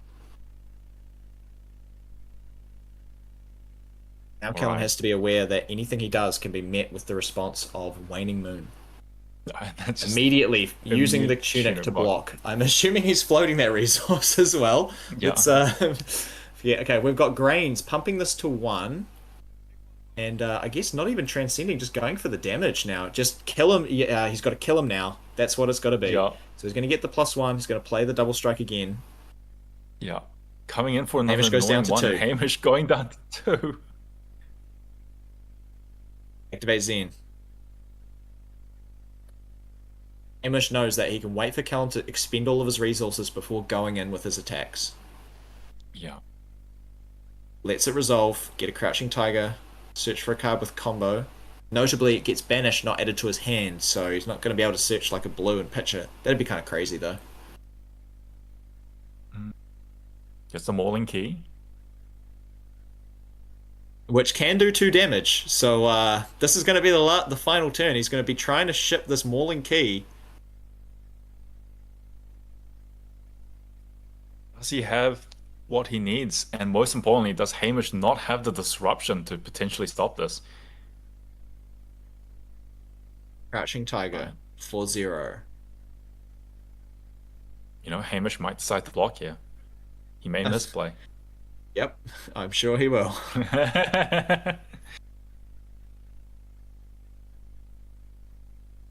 And then we have the Mauling Key coming in. 2 resources floating. We've got a card in hand, which I believe is a Crouching Tiger.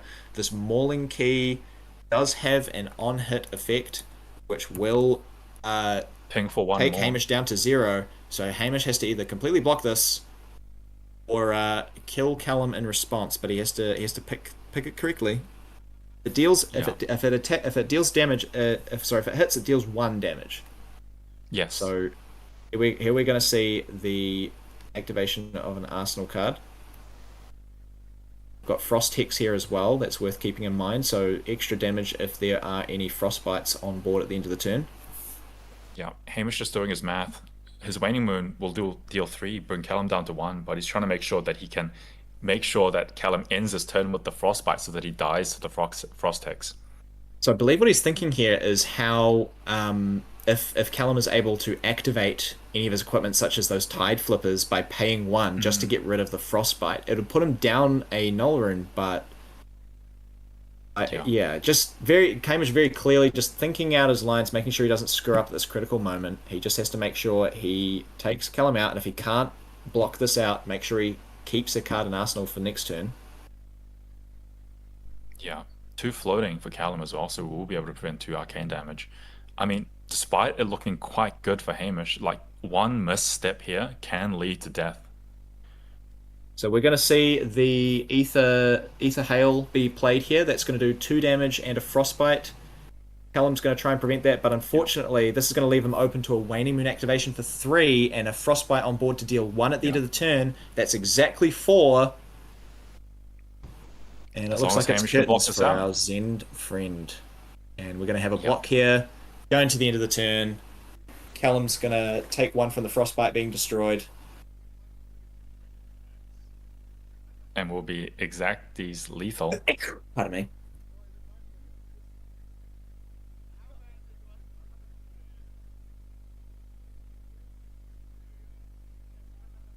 And it's over. Alright, That's gets all the she first wrote. one. Yeah.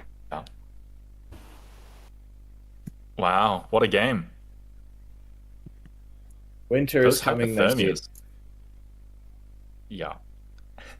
Those hypothermias putting in so much work in this matchup to like take what looked like unwinnable board positions and just like neutralize it. This big head was on this. Who the fuck's this head? Who their head was? Oh, they. Whoops. Classic tennis moment. You're welcome, Wow, Greg. Shout outs Hello. to Hypothermia. Yeah, it's a good card, eh? Yeah, I tell you what though, Channel the Bleak Expanse did a lot of work in that game as well. good. That was back-breaking, oh my goodness. It was looking like for a moment there was a window where there was no card in Arsenal. Hamish decided to go for the Insidious Chill play instead of the Crown activation in Arsenal. Probably, I'm assuming you're thinking that the card in Arsenal is not enough. Yeah, Callum, you played pretty well as well. I just want to say, like, you're trying to take your moments. You picked your Mask of Pouncing Links on the turn that you knew it was going to be the last time to use it. But what were you trying to do throughout that game to sort of like stave off the ice? Just I guess like use AB3, try and wait out like at least a decent amount of disruption. Sometimes you can play through like one channel like Frigid with the amount of blues. I don't know if I got like a little too greedy on the like the double streak turn with the Mask of the Pouncing Links. Maybe I get like 1 or 2 value, but yeah, it's just try and get like a decent-ish mask turn and just hope that you can kind of get through the disruption. But you know, Icelander's got the tools. Yeah. What about you, Hamish? Hamish? How are What you was feeling your... about that matchup? Oh, sorry. Yeah, you go. Yeah, it was definitely interesting. I felt really bad playing a Frost X on turn 2, but it put in 3 damage, so I'm not complaining. It's a headjet, man. Not bad. But yeah, I just didn't. That turn was kind of weird. I just thought I just couldn't really do enough, and I could keep the Hypothermia on Arsenal, which put in a lot of work. Just stripping his turn. And yeah, I was kind of just got to keep going, I guess. Got to keep stripping it. But whenever I see CNC, I had to keep it in, unfortunately. I'm kind of... It's just 6 damage. He's just always going to take it.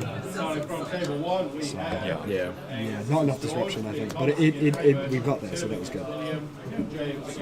It was a bit touch and go for a little while. Are you like still on like some sort of Michael Hamilton-esque list with like wounding bulls and stuff like that? Yeah, so kind of. It is technically ball under, but it's very much not. I'm no longer on Wounded Bulls or Findles. Instead, it's Cut Through Facades, which are 3 for 7s, combat from arrows, destroy an aura on hit, and erase faces, which are just for basically most of these decks that struggle against at least one of those. Zen doesn't, but I mean, you've got Bleaks and Hypothermias, so you can kind of just go from there. Nice, I respect it. That's sick. I also must ask, Callum, are you regretting not bringing a jacket to this matchup, possibly? Yeah, a little bit, eh? Maybe that would have been the difference maker. He wanted his book. Get the puffer jacket out. Yeah. Are you not cold, sir? No, it's pretty warm in here. They got like a gajillion heaters on. Okay. That's good. How are you feeling about Zen's place in the metagame in Living Legend? Like, was it a big medical or was it a comfort pick? How are you feeling about it? He's just my favorite hero of all time. That's the main reason why I bought him. I was like, when Dynasty came out, I was playing Tiger Katsu, and then they revealed Zen, and I was kind of over the moon. So I just liked the hero. I mean, he seems to put out good numbers, and like, but I'm not on like the pick up at 6 from him. But that seems to be putting up numbers. But yeah, I just like my Tiger shenanigans. You definitely liked Tigers in that matchup. We saw quite a few. Yeah. Scariest time. Like Tiger number 7, Tiger number 8. I saw you were on the Predatory Streaks as well. So like that's, I'm assuming in other matchups you're pairing that with Stubby Hammerers and Art of War. Stubbies, Art of War, Roar of the Tiger, and I've got 2 cheeky mauls in there as well. Very nice. Oh, I do love a good cheeky one. Sweet as. Alright, and Hamish, how are you feeling for the rest of the matchup? Do you feel confident in getting into top 8? Are there any matchups you're trying to dodge or Possibly. any matchups you want to see? I had a new this morning, and I didn't want to see that, but that was bloody close. There was no cards in deck. But we got that. I want to dodge Prism. I can high roll it, right? It is possible, but the odds of that are like 14 to 9. It's not going to happen. So I want to dodge Prism. I'm pretty happy with anything else. Starvo's a little bit scary, but I don't know if there is a Starvo. So Not too sure. Oh wow, no Starvos. I don't think so. There's a bunch of Briars and Auroras. The only person who's going to play Snabo played Prism, which is very much bad for me. It is what it is. Yeah. I want Runeblades. Runeblades are good. I get to Scour, I get to Bleak, I get to Hyperphobia, and everything counts. Yeah. Alright, Nice. we've been given Well, Iceland. Sorry, we've been given the signal from Greg that they've got the next round ready for you guys. Sorry to cut Easy you off. peasy. All right, sounds like a plan. So, best of luck for the rest of the tournament, guys. Hope to Cheers, see man. you guys in that top 8. Sweet ass, have a good one. Cheers. Man, a living legend metagame with no Starvo? That is wild. In a game like that, Icelander really could run rampant here. Yeah, absolutely.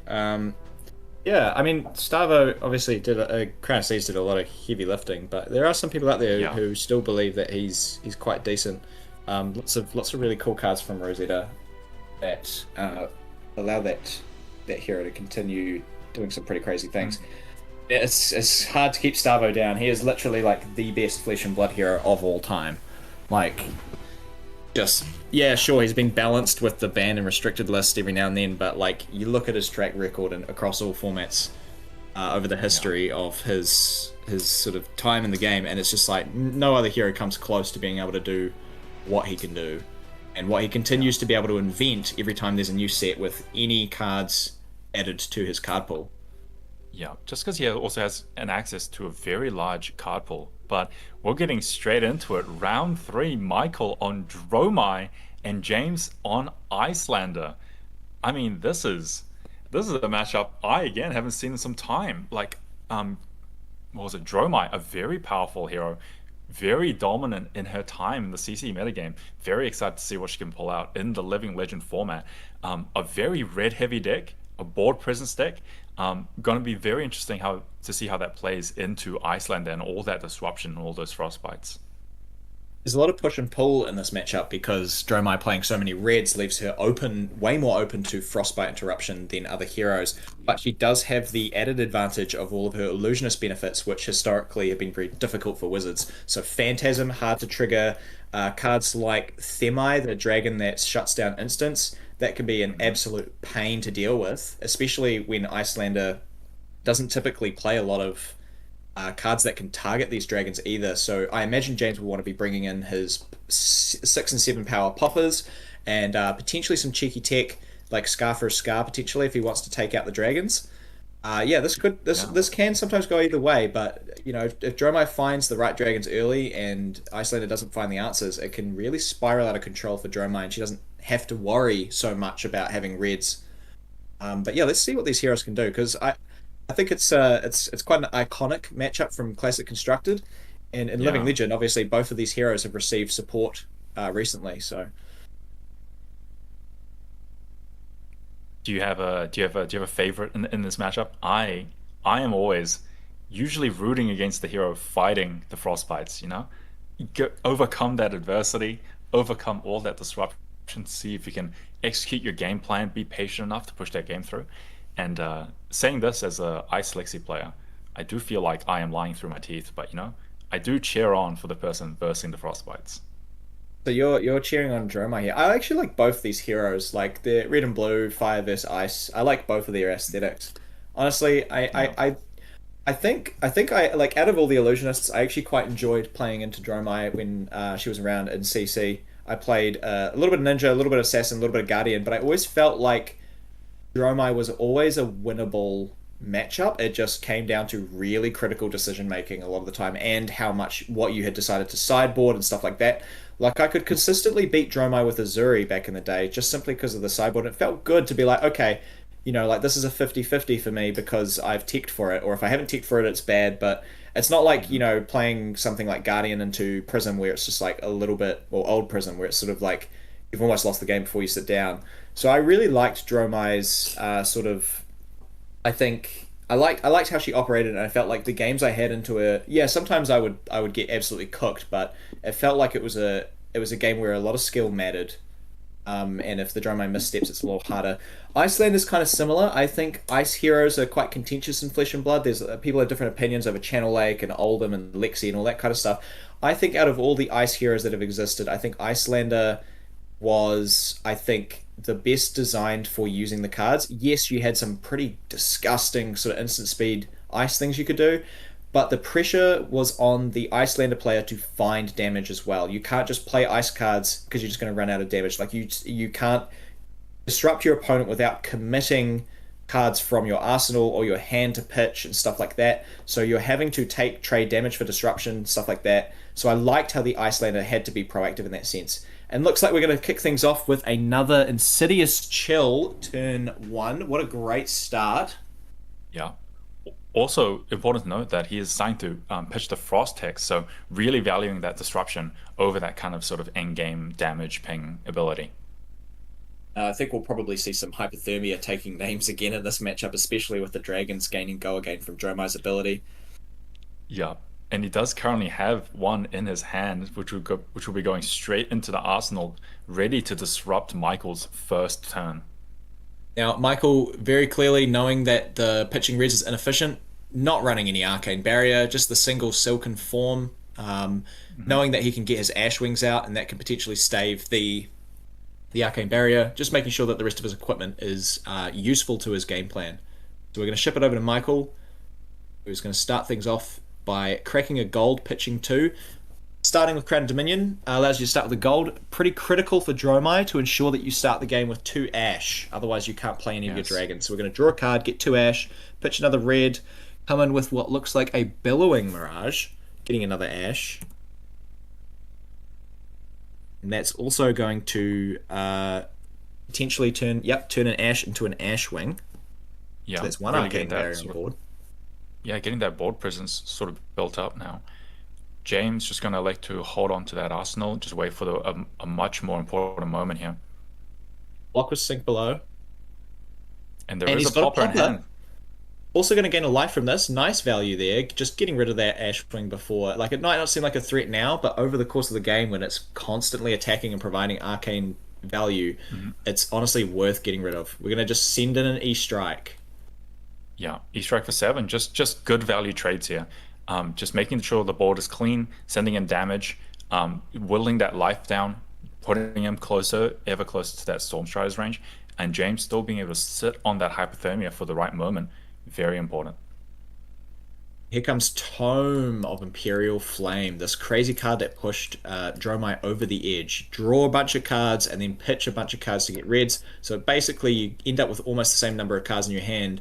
However, you... As she's also royal from the Crown of Dominion, she gets that extra card off of it.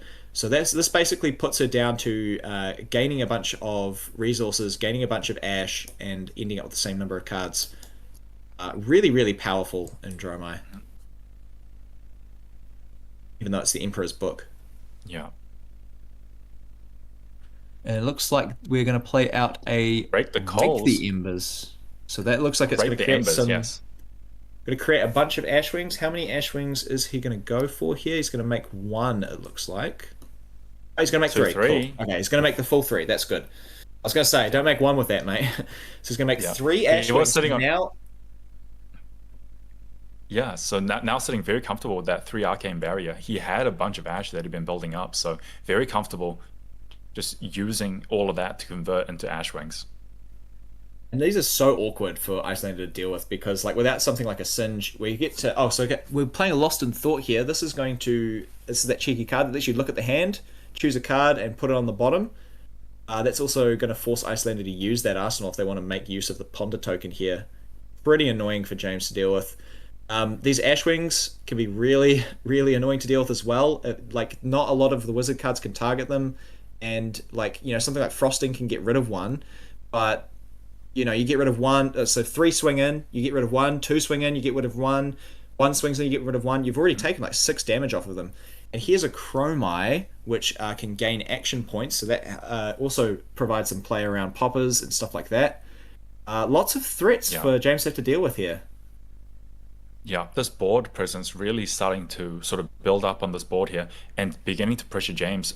Also hitting that E-Strike was also a very interesting decision, valuing getting rid of that power and attack from James's hand rather than hitting the disruption or combo pieces like Frostex, valuing sort of gaining that tempo and not necessarily being afraid of that channel lake that was in his hand.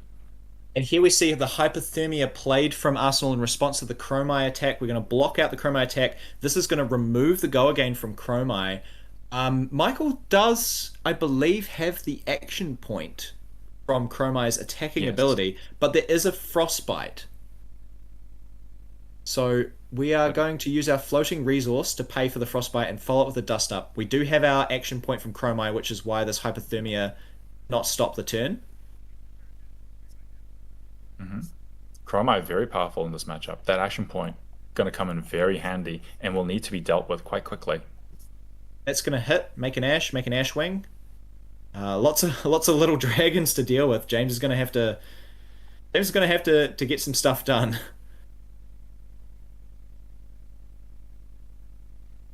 Yeah, I mean that board starting to become quite messy.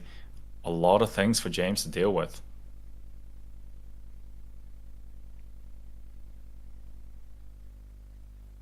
Yeah, just activating the Coronet Peak, getting some disruption down, and electing to Arsenal that channel like Frigid. So not only will he be able to play at instant speed on Michael's turn, but really try stymie a turn, especially when Michael's trying to go wide with all these dragons. So we're going to pitch away a card, pitch a red. We've got Coronet Peak activation, and draw from Ponder, just deciding on which card to put into Arsenal. And pass back And up. passes back.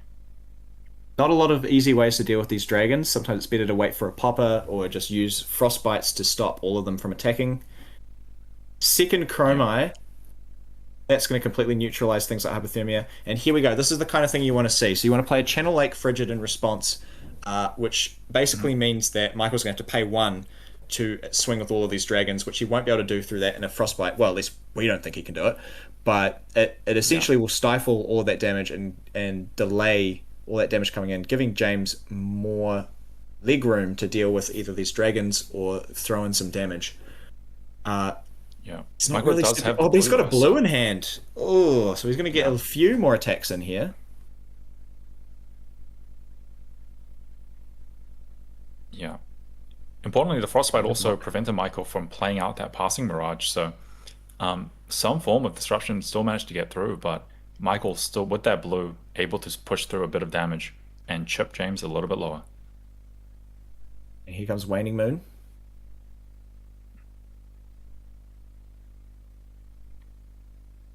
That Channel Michael Lake 28, James saving, on 30. that Channel Lake saving a bit of life, but James still has to find ways to deal with these Ashwings. Yeah, Activate Coronet Peak. as this Happy to board pitch gets out of Blizzard. control.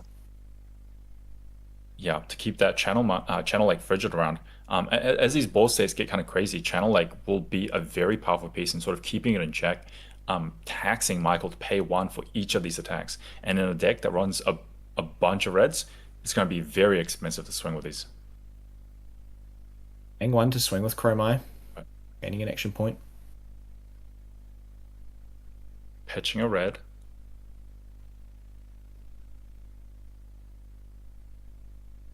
James thinking about his options here. Trying to... looks like we're calling a judge to just clarify a few things. But man, that is Chromai putting in a lot of work. Even with Poppers not being able to end the turn, being able to refresh that action point. Yeah. But Channel Lake doing a lot to sort of keep that board in check. Otherwise, that would be a lot of free damage sort of coming through. It does feel like he's just delaying this inevitable tide of Ashwings, though. Like, he needs something... Like, I don't know if he needs something, like, just to either deal with all of them, or just a way to, like, fully keep Michael from attacking and just doing massive amounts of damage. Like, it's a big ask to be like, okay, you need to have, like, Channel Lake every turn, or something like that. Yeah, it's also going to be interesting to see what sort of tech pieces that James has brought in for this matchup and how prepared he was. Because Living Legends still relatively new format, and also with the shifting metagame, very difficult to pin down exactly what everyone's rocking in this game. So it looks like we're back into the game. We're going to play a cold snap from Arsenal, which is going to create a frostbite and also freeze Michael's Arsenal, not letting him use it unless he decides to pay one. So taxing a bunch of resources here on top of the Channel Lake Frigid, basically saying to Michael, look, you're going to need a bunch. You're going to have to pitch like your whole hand if you want to do anything else. And honestly, Yeah. it's probably just going to end here. Just giving James more time to be able to get through. Yeah. Michael, despite the disruption, most likely kind of happy with this exchange, just happy to step back a little bit because his board is still like quite threatening. So as long as he can keep relatively even, not lose too much life, he'd be happy to just sort of wait out this game a little bit longer. I'm looking at James's deck list, and he's not playing anything like Singe, which would be an extremely efficient tool here. You only have so many sideboard slots to be able to deal with different things. And so I guess, like you're trying to deal with the other heroes, something like Dromai can be quite tricky. Yeah. Yeah, a lot of these board presence heroes are very tricky to deal with and does kind of take a little bit of metagame read to be able to sacrifice some of your sideboard slots, which are so precious, especially in a format like Living Legend, to commit to a matchup. So we're going to ship this Waning Moon. Michael does have the option now of preventing with Arcane Barrier from the Ash Wings, getting more Ash. Yeah. So that's the thing, like Happy to James just- can find these pockets to deal damage by stopping the turn, but then that also just allows Michael to pitch to the Arcane Barrier. Yeah, create more Ash, just set up a little bit more, and then just see what James can do to really punch through here. Ether Ice Vein comes down, pitching two Very cards powerful for the card. fused. So we're going to trigger the Insidious Chill, forcing Michael to discard or pay two. And in a red heavy deck, it's far likely that you just discard here. And then Ether Ice Vein's going to do the same thing when it deals damage. And we're showing a Hypothermia that can go into Arsenal. Hypothermia, we can see, can be sidestepped by Chromai, but it's still Frostbite's at instant speed. And yeah, not necessarily a super useful tool, especially when you're having two cards ripped out of your hand as well. Yeah. And because that hypothermia has been revealed for that fuse, we know that's going to go into the arsenal most likely and just sit there again, disrupting another future Michael's turn. So figuring out what he can push through with that hypothermia sitting in the arsenal, deciding how much he wants to commit to prevent damage, where his life matters, how much he can push through.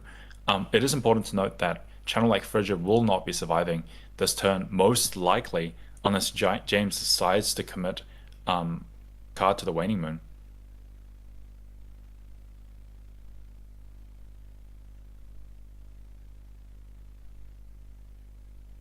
Ooh, paying one for sand cover here.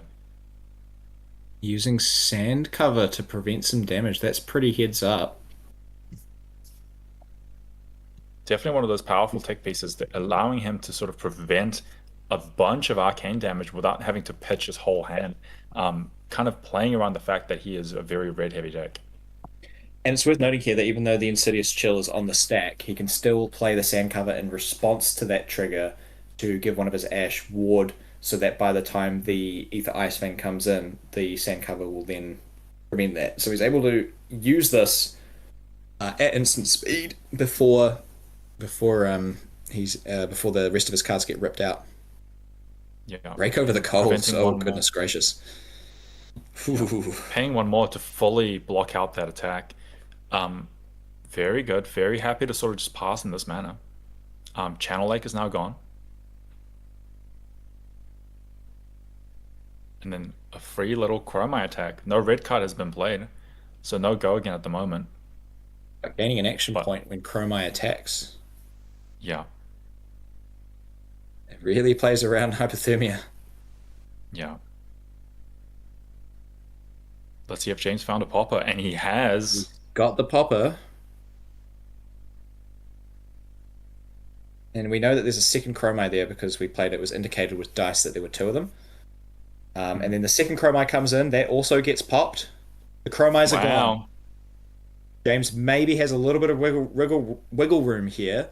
That hypothermia now able to prevent go again. Double poppers. Right when you needed them to deal with that sort of overwhelming board state that was beginning to form. So we're going to ship a naked Ether Ice Vein here, no fuse, so just 5 vanilla damage. Yeah. Michael most likely taking this here, especially with the no on hits. Yep, keeps a full grip, so it's going to be very interesting to see how Michael navigates around that hypothermia that we all know is in James's arsenal at the moment. So he will need to sequence this correctly to make sure he can get the most out and try bait that card out. So, what can Michael do here? Can he develop more threatening dragons? Oh, And it's another gonna Rake be the Embers. yeah. Making more And Ashwings. We're going to go up to 7 Ashwings now. I mean, 7 arcane barrier and just I think a he's pitching 7 bunch cards, though. of dragons. Yeah, but just a bunch of dragons on board. Now this is just gonna sort of sit here for a lot of the matchup, and then if James ever presents an opportunity, they will all swing in and just do a ton of damage. It's just one of those things that you sort of stare down and just know that if you ever misstep, if you ever fail to disrupt Michael enough, they will all crack in and just deal a ton of damage. Here comes that hypothermia, preventing the rest of these Ashwings from coming in. This is now the game plan for James, is just use cards that can create Frostbites or hypothermia, Channel Lakes, anything to stop these Ashwings from coming in, and just Yeah. hopefully try and get enough damage in through in the meantime. But it's pretty dangerous. There's a lot of Ashwings on board here. 1, 2, Yeah. 3, 4, 5, 6, 7 Ashwings. Yeah. It is important to note that this is the second hypothermia, though, and I believe I may have spied the third one in James's hand. So after all 3 are gone, I mean, Michael's board state starts to look much more threatening. Yeah, at that point you really need to see like channel like Frigid, or you need to see something like Blizzard, or you need Yeah. to see something like Ice Eternal where you can make a bunch of Frostbites. But James so far doing a very good job of continuing to sort of whittle down Michael. 20 life is no joke. Very close to getting to that single digit now and getting in range of Storm Striders. So it'll be interesting how much more damage that James can continue to leak to try get ahead and put Michael in the danger zone.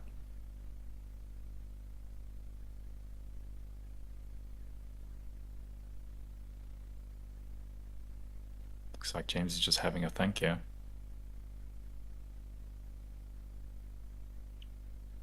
Man, who do you think in the current board state currently has the advantage? Very tricky to say, I feel. I think it's Michael because like James has to draw disruption every turn, or those Ashwings start coming in. Yeah, they're just sort of waiting to just get in there and really bully James the moment James slips up. And the thing is, as soon as you stop them playing their turn, they just have these cards in hand. And then when you Waning Moon them, the Ashwings let you pitch them for Arcane. So he's like Michael always has a way to convert those cards into some form of value. All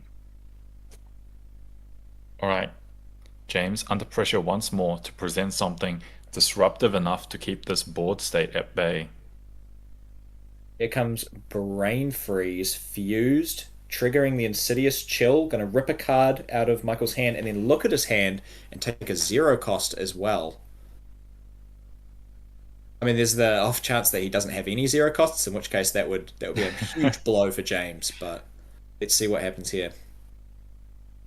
Discarding this Oasis Respite, knowing that he's got the advantage with these Ashwings.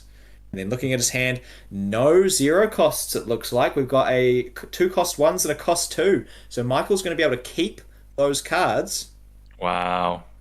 And one of them's a Themi as well, which removes the ability for instant speed. There's a lot of scary dragons here. There's one that removes Phantasm, one that can draw on hit. I mean, And down this comes board. Paraguay. So Yeah. now the first dragon attack each turn is going to lose Phantasm, which means it can't be popped. Yeah.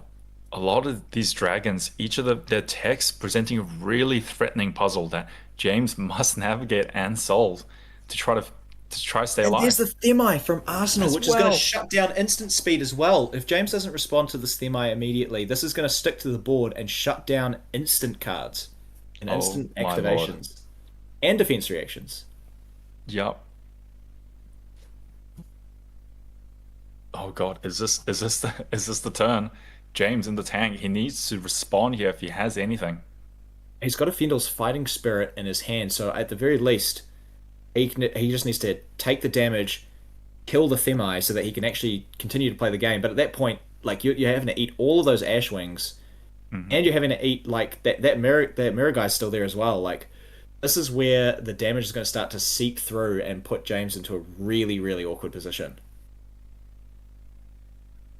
And I'm getting some flashbacks of the CC meta where Dromai really dominated for a period. These board prison decks are just very threatening. So it looks like James is taking some of the attacks and then looking to pop one of these Ash Wings after the ones that have swung through under Miragai's protection. Yeah. And then Ether Ice Vein, very, very worth noting that Ether Ice Vein, so he is fusing this and he's going to trigger the Insidious Chill. But Ether Ice Vein, Yeah. worth noting that it can be dealt to any target.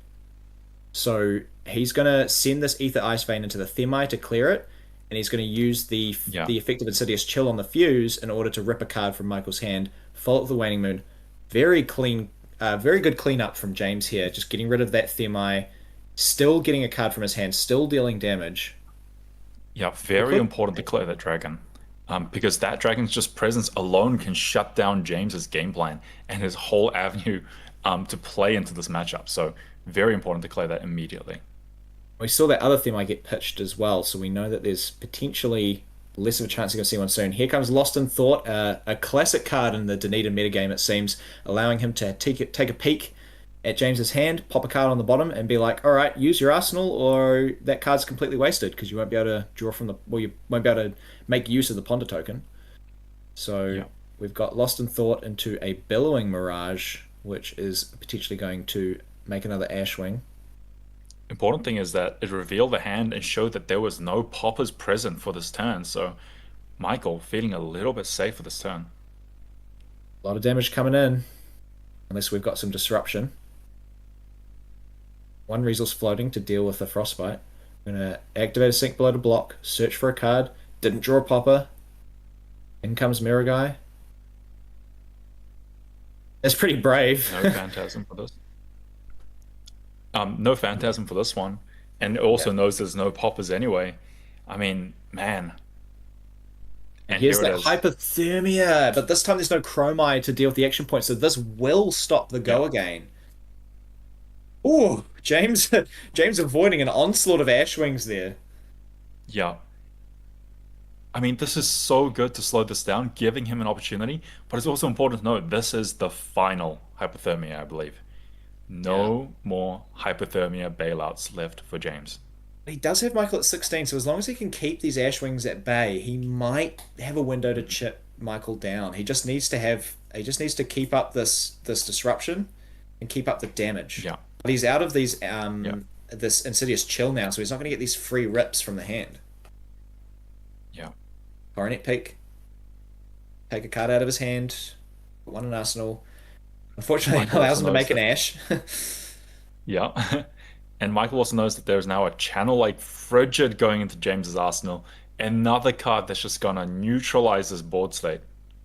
Foam of Imperial Flame, allowing him to draw cards and pitch cards to generate extra action points. Channel Lake will still be really good here, but Michael will still be able to get maybe one or two Ashwing swings in. I mean, James at 21. that's a lot of Hypothermias and Channel Lakes. Like, I don't know if there's really much else James can draw that can keep these Ashwings at bay. So maybe he's just hoping that he can get Michael low enough so that two turns of Ashwing swings, he can maybe get him into range. But yeah, he's gonna need to move heaven and earth to survive these dragons. Yeah. James has been doing very good job of sequencing and chaining these disruptive effects to keep Michael at bay. Like he's been able to chain them very effectively to constantly push Michael's threats back. And Channel Lake obviously can stick around for multiple turns, which can really stifle the ability to attack. So Michael's going to draw some cards. He's going to pitch them, get his resources, and then activate Flame Scale, surely, to get even more value. Going to attack with Mirror Guy. That uses up the Frostbite. No Phantasm here. James does have a popper in hand. Yeah, and Michael will pass the turn. James on 19 life, Michael on 13. It is starting to look very dicey for Michael.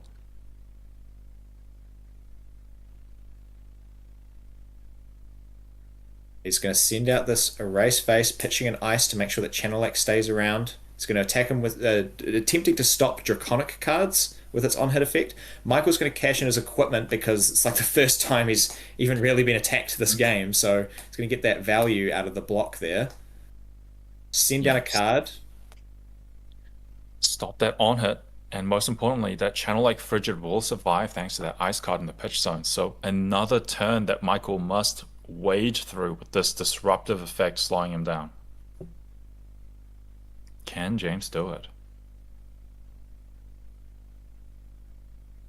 3 reds in the grip for Michael.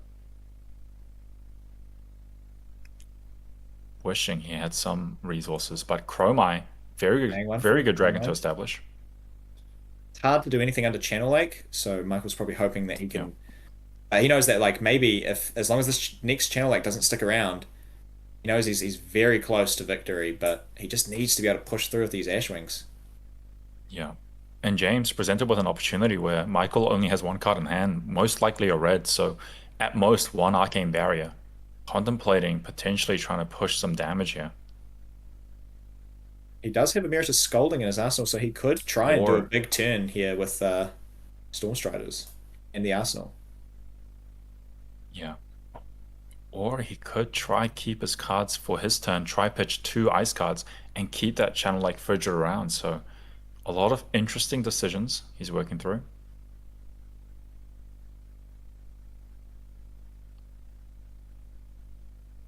Thinking about it. Yeah, and he will elect to push that damage when he can. Michael's going to take it down to 9, single digits.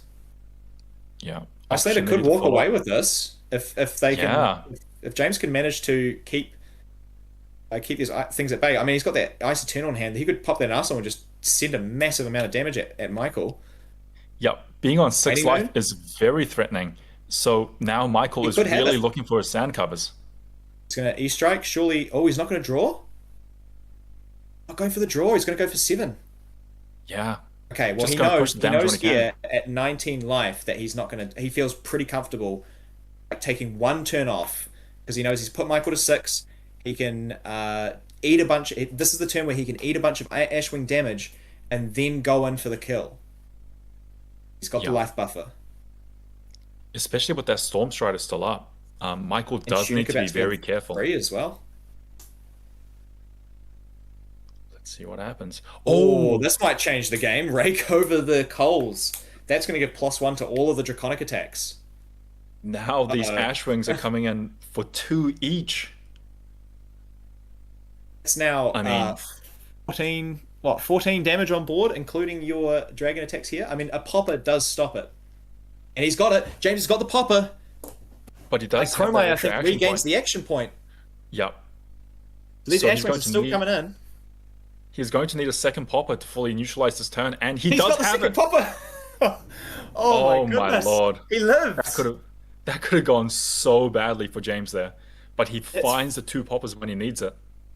It's like 14 life saved, and he's got his tunic at 3.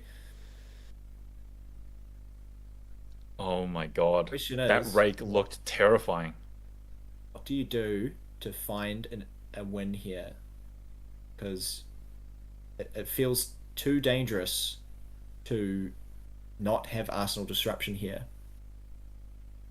If he does have a big burn spell in his hand, he could just throw the burn and then just hope to draw another burn on That's the what he's next gonna do. turn and just go for the kill with the Storm Striders. He's sending 4, and it looks like he's sending this at Michael. Michael's going to block with a blue. Ugh, that's, I mean, damage is damage, but still. And we're going to draw cards. No card in Four Arsenal, so no cards. disruption. But James probably just looking to No be able to poppers. tank this turn. So we've got Tome of Imperial Flame, drawing to gain some resources. James probably just hoping that this is the turn he can eat damage and then set up a kill. The worst thing here would be Themi, Yeah. with no way to interact with it. What is going to happen here? James, it looks like he drew no poppers this turn, and he may be forced into a position where he needs to go for the win with the Storm Striders.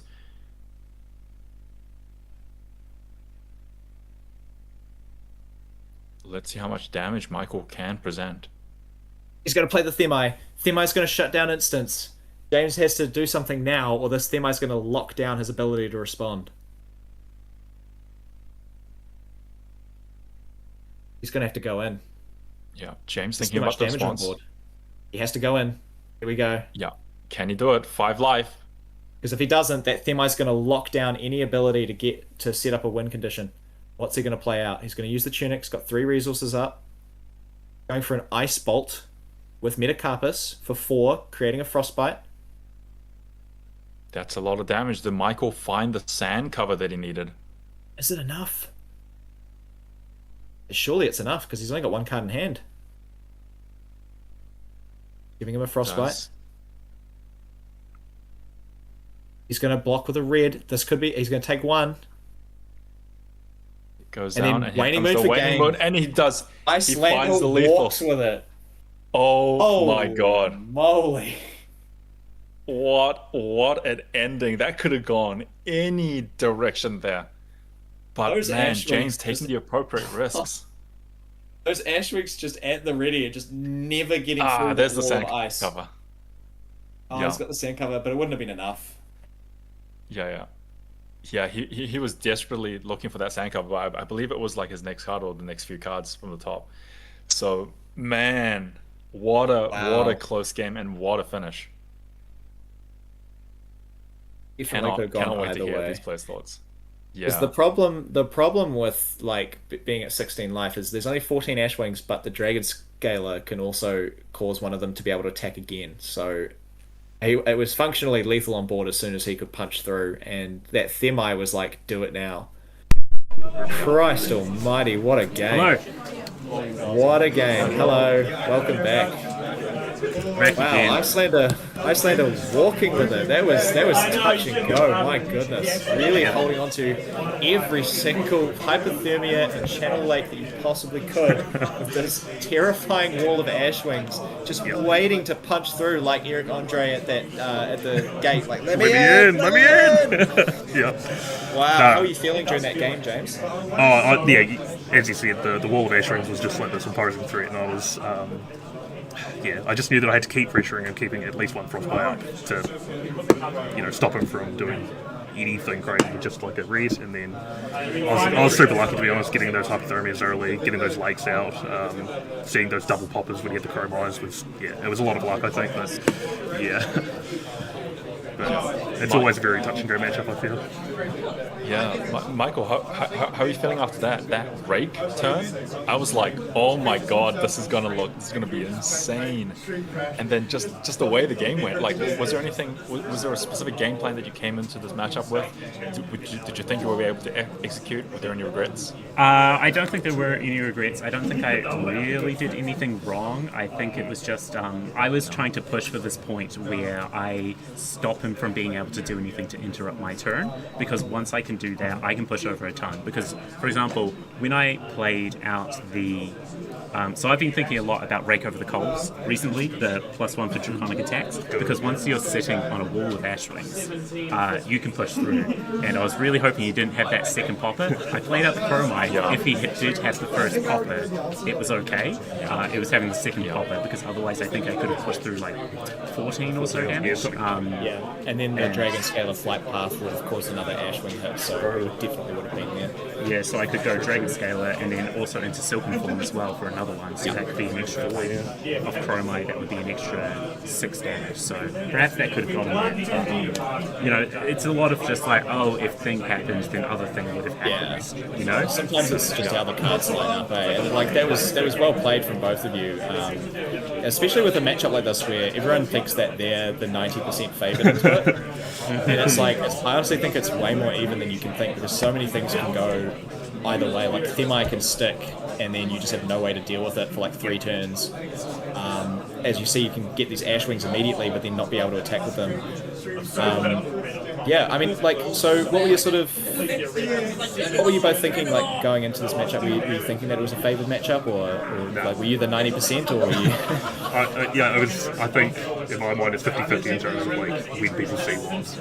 And then once that player gets what they get, then they can kind of snowball. But there's always that, on the Iceland side, there's always that possibility that you just draw a hand that doesn't have a pop, or it doesn't have some sort of good ice card to an arsenal, and then suddenly it becomes 90% for them, you know? Like, it flips on its head. What about you? I think it can be high variance. I played into an Icelander in round 2, and in that one I just saw Themais into Rakes, and he wasn't able to prevent, he wasn't able to like stop any of it, so it was basically the game that I wanted to play just now, where I'm locking him out of the game instead of the other way around, and I can just like start vomiting all this damage back at him. So I think it's reliant on a few things. I think I'm reliant on having it first. I think I'm reliant on seeing Themai and seeing prevention effects. I really want to see sand cover. After the game, you saw me flip over sand cover, and I was thinking if I had this in hand instead of the duster, I could prevent enough damage, pay through the frostbite, and I think force through. I don't know, a bunch. Yeah, I think I was counting it up. I think it would be like 21 damage or something like that. So it's just like, it's a matter of like seeing the things that are important and knowing when and how to use them. So like, I think I had a Themite in Arsenal at one point, and I could have played it out. Instead, I decided to leave it there for another turn, and I don't know if this was right or wrong. It probably could have changed the rest of the game, but I don't know how it would have. I believe it's right. It was basically, if I leave Themai sitting out there, he will kill it. And is that better than giving up the possibility of not seeing another Themai and just letting him do what he wants, or holding on to the life, you know, and just making him focus on something else instead? Yeah, I mean, so many sort of these micro decisions that can kind of snowball out of control. It was very exciting to watch the last 2 turns of that game where James decides to go shields down and just go, like, I need to chip out the rest of his life. Very exciting. And yeah, as you were drawing up your final hand, Michael, I was like, he needs to see a sand cover here. He needs to see a sand cover here. Unfortunately, didn't quite get there, but what an amazing game, guys. Very exciting to watch, and what a fun finish. Wishing you the best for the rest of this tournament. I believe there's one more round before the cut to top 8. I believe How so, are you guys yeah. both doing? What are both your records at the moment? So I'm 3-1 and you're 2-2. I'll be 2-2, so I think I might just be out. I might be like the bubble or something like that if I won the next one. You might be right if you win the next, to be honest. I hope I'm lucky, because Yeah, I'm not I sure. want this mat. I want this mat so badly. You don't That mat understand. looks so sick. Pretty good. I'm a Yeah. huge mat collector. Absolutely obsessed with it. If I would have rocked up with this sigil mat from 5 years ago. Oh, if wow. If not for this beautiful mat. So What You know, this one a I- flex. Sigil. Should buy my playmats. I got heaps of them. okay, what do you think is like the biggest collection of playmats? Oh, who's got the like most? the holy Who's got the grail of most? playmats. Yeah, who's holding on to the most playmats? Because I don't think I've got the Who's most. got the most? I know there's someone out there that has like every single playmat in existence, Everyone. and that man scares me. That's horrifying. Yeah, Some of those are very cool. because at the moment I'm sitting at about 35 playmats, I think it is. I know. So I'm very about associating a playmat with a hero, you know? Yeah. So I just give mine away and call it Kai Happy each year. That's good. I'll show up. I'll show up for that one then. You hang around it all day. Yeah. I think the one flex playmat that me and Cash would have would be the LSS exclusive 5th anniversary playmat. I mean, that's just sitting pretty. I don't know. I don't even know what that one is. I think I might chuck it in a drawer. I've got I tell you what, my favorite playmat is. I've got the slingshot underground display. I've got 2 of those playmates. So this is what I like to rock up. Amazing. Not sealed, obviously, because I just like to rip stuff open. So. Got to My favorite is the Christmas ball playmat. I don't Yep, know, that's my something about favorite. that playmat. Oh, my flatmate hell has yeah. that one. Yeah, I ran it so many times. I currently have 3 because I was just like, I really like this playmat. It brings me joy. That's good. Yeah, cool. Well, great performance, guys. I really wish you the best for that top 8. Hope you guys win your next rounds, and hopefully see you again on stream for that top 8 matches. So good I'll luck for those, try. guys. I do want to do this grudge match again. Cheers, guys. See ya. Good game, man. That was. Good game. Good games indeed. Yeah, what a finish. Okay, well, one more round left before the cut to top 8. It's been some thrilling games so far. Okay, so we've got about 12 minutes, 11 minutes until the next round. I'm going to try sneak some food in here because I am starting to starve. So everyone, take your breaks, go to the bathroom, grab some snacks, and then we'll be back with the final round before top 8. See you soon. Sure.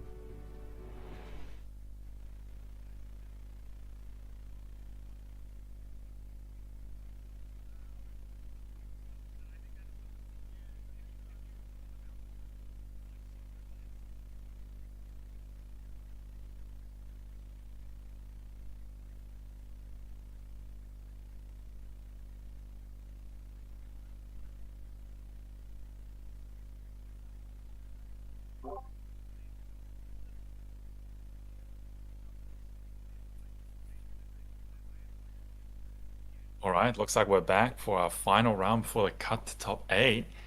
Ben back on stream on Chain, and Angus also back on stream on Briar.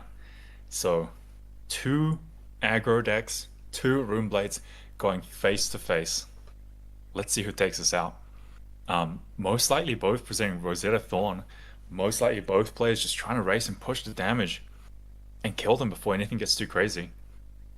One of those interesting matchups where I feel like Briar definitely has to try to take the front foot, because as Chain builds up those shackles, the card advantage engine just gets too big too fast. So Briar will definitely be pressured to try close this out as soon as possible.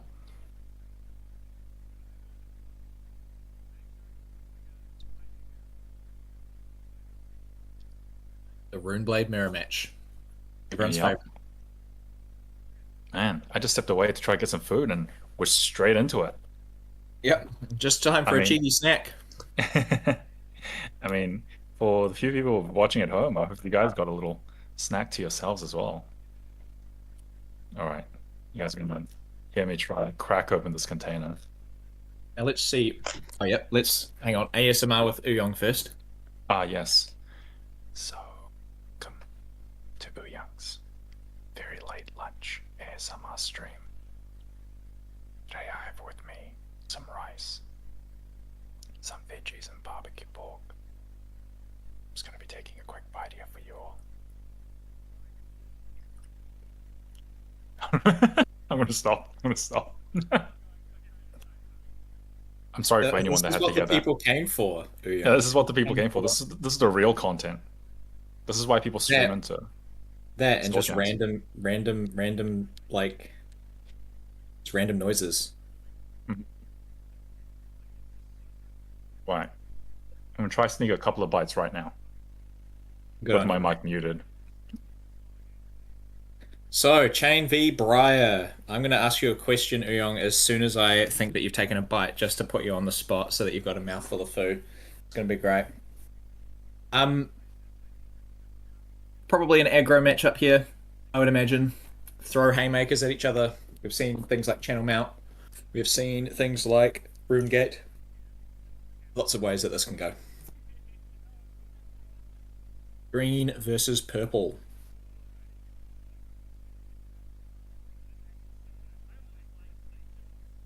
Yeah, and Alright. definitely a matchup where I feel like Briar is definitely pressured to try close the game quicker than Chain, just because Chain's once he builds up more shackles, that kind of card value engine can get really out of control. So, so Briar really bringing all those equipment, bringing that extra block in the chess piece, and those snappies will just help him really extend early, quick, and fast. So we'll see who wins. But Ben getting to go turn 0, set up a Maleficent incantation, which will be so good. And we've got the Machinations of Dominion and a Shadow Puppetry, just playing these guys out, getting them out of the hand, because kind of flooded on them. Make a shackle. Going to Arsenal a card. Ready to go. Swapping over now to Briar's side. And we've got a Channel Mount Heroic right off the bat. Exactly what you want to see. Exactly. This is the kind of play you want to set up immediately to try get ahead as quick as possible.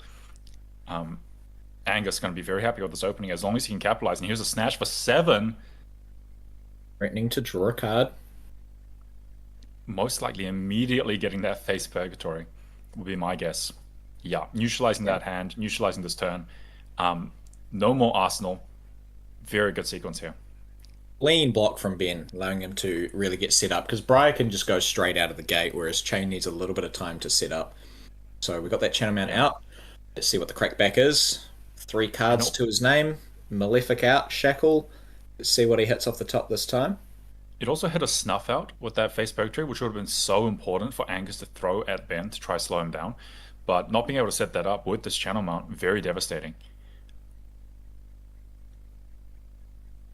Forces of Shadow versus the Forces of Grass type. Yeah, and Ben sort of iconically missing another shackle activation, as we saw on stream before, missing pretty much everything until the final turn where it really mattered. It take a little while to get going with those shackles, and there's a lot of misses in the deck, so usually you don't expect too much from one or two. But we're gonna cast out a Sonata Galaxia here to fetch another incantation, getting our rune chant engine all set up, just for when we start to see some of these rune gates come off the top of the deck. Yeah, just getting all those, what was it, Malefic Incantations in place, increasing that consistency, so that when he does hit those Rune cards, he will be able to just go wide and wide and wide. So these sort of ticking time bombs being set up here by Ben, and Angus really pressured to convert his 4-card hand as much as possible while he has his channel. And this is going to be quite good for him to see here. Just vanilla damage, no disruption. Will give Angus a bit of space to be able to crack back and try get steal tempo in this matchup. I'm gonna get a few rune charts from those Malefics here.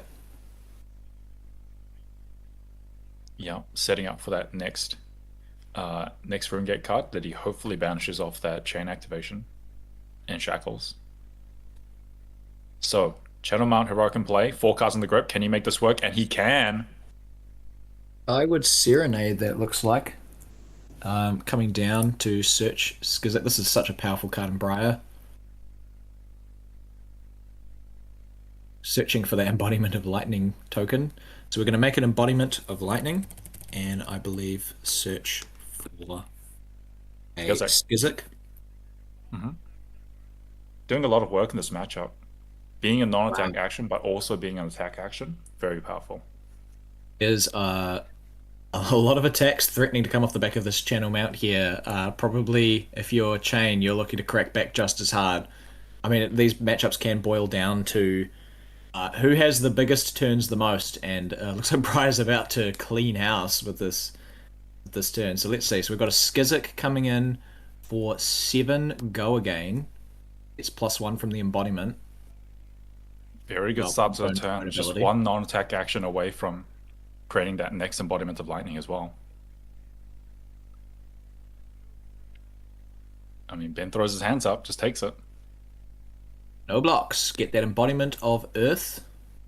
That's one of the advantages that Briar has in this matchup. Slightly better blocking efficiency when needed. Coming in with the Anthem of Spring, which is going to give +1, create an embodiment of lightning again. So we've got go again on our next attack. And then into another Skizik. So that's going to come in for 7 go again. Well, 8 because of the Anthem. Yeah, I thought that was the case. Wow, just 15 damage right off the bat. Still have a card in hand as well, which could be potentially pitched into Grasp and Rosetta Thorn. So, yeah, Ben electing to take it. He's got to crack back just as hard, otherwise it's over. You can't block out Channel Mount, you just have to either go above it or disrupt them. And so here comes that pitched blue for Grasp Rosetta. 5 damage, 1 Rune Chant, 2 Arcane, 2 Physical. Yeah, and Ben just taking it all, and Angus with all the tempo here. So it's highlighting the importance of going second in these aggro matchups, because you are the first player to really get to crack at take a swing at your opponent and almost be a turn ahead.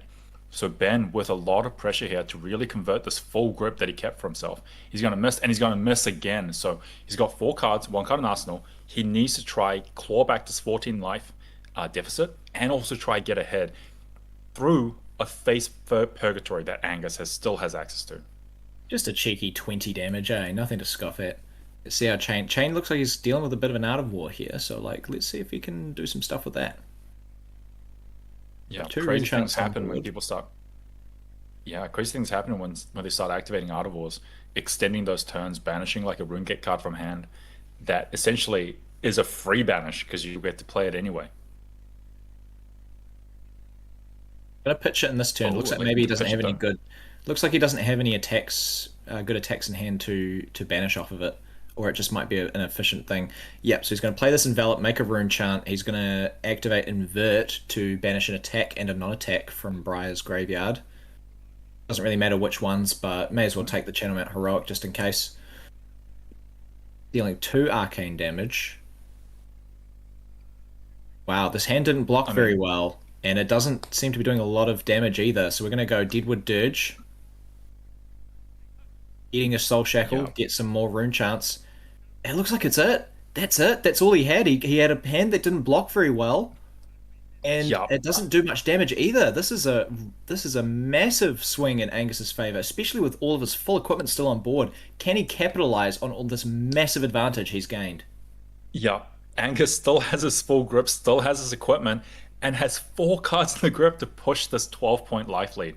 I mean, we've seen the power of chain and what it can do when it sets up and when the cards line up right, and the absurdity of the damage that deck can present. But when it stumbles a little bit and you're up against an aggro deck that's like Briar, much more consistent, much more threatening right from the get-go.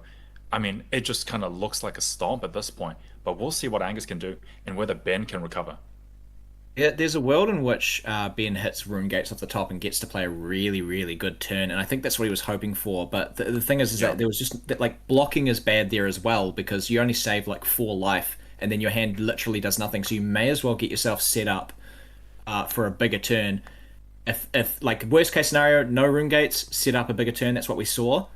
Best case scenario, you flip a rune gate off the top. So he made the right call there. There was no point blocking for 4 there. Just super rough to not be able to crack back. Yeah. He had to take that gamble, especially with such a low block value in his hand, to at least bank on hitting something. But let's see how Angus capitalizes on this sequence.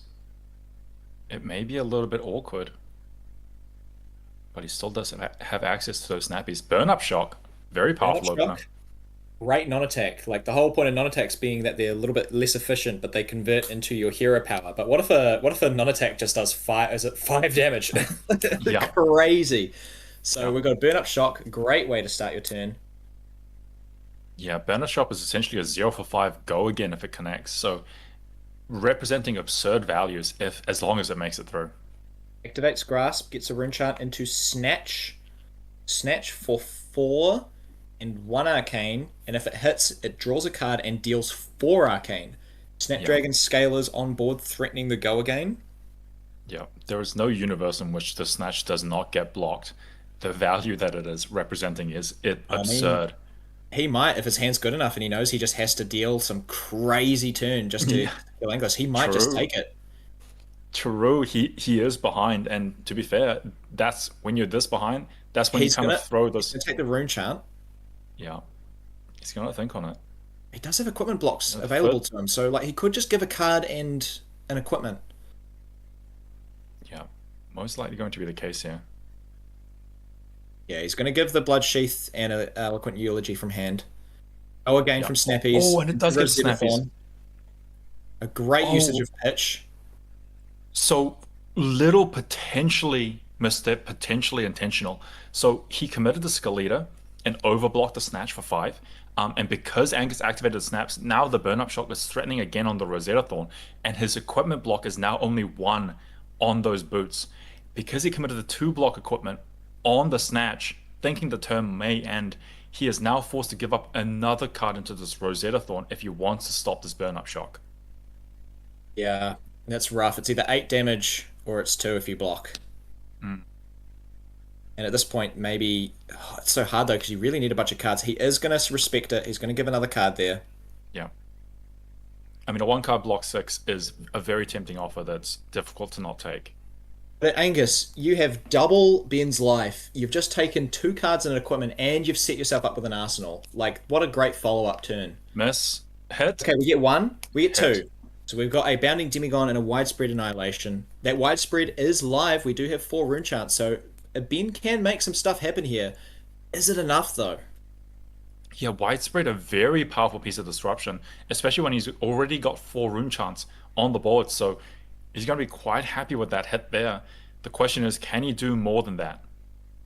He's going to Skeleta here, which makes his next action attack action cost an amount less, equal to the rune chant. So that's going to make his Widespread from hand go again with the chain ability. It's not going to cost him anything because Skeleta is going to discount its ability due to the number of rune chants he has. So now he gets to send in 4 and 6 with a powerful disruption effect if any damage is dealt to Angus. Yeah, and you will be making 2 rune chants off the back of this, most likely activating that arm piece as well to send the next Widespread Annihilation as well. closes the chain, gets rid of a card. I mean, Two this rune is the shots powerful. from Malefic here, right? Yes, Yep, there we go. Players remember. Good on you. Don't forget, Ben, it's crucial. so this is definitely one of those explosive turns Ben's been waiting for. He is on 16 and he's already clawing it back. Rips a card from Angus's hand. This is the turn you gotta have.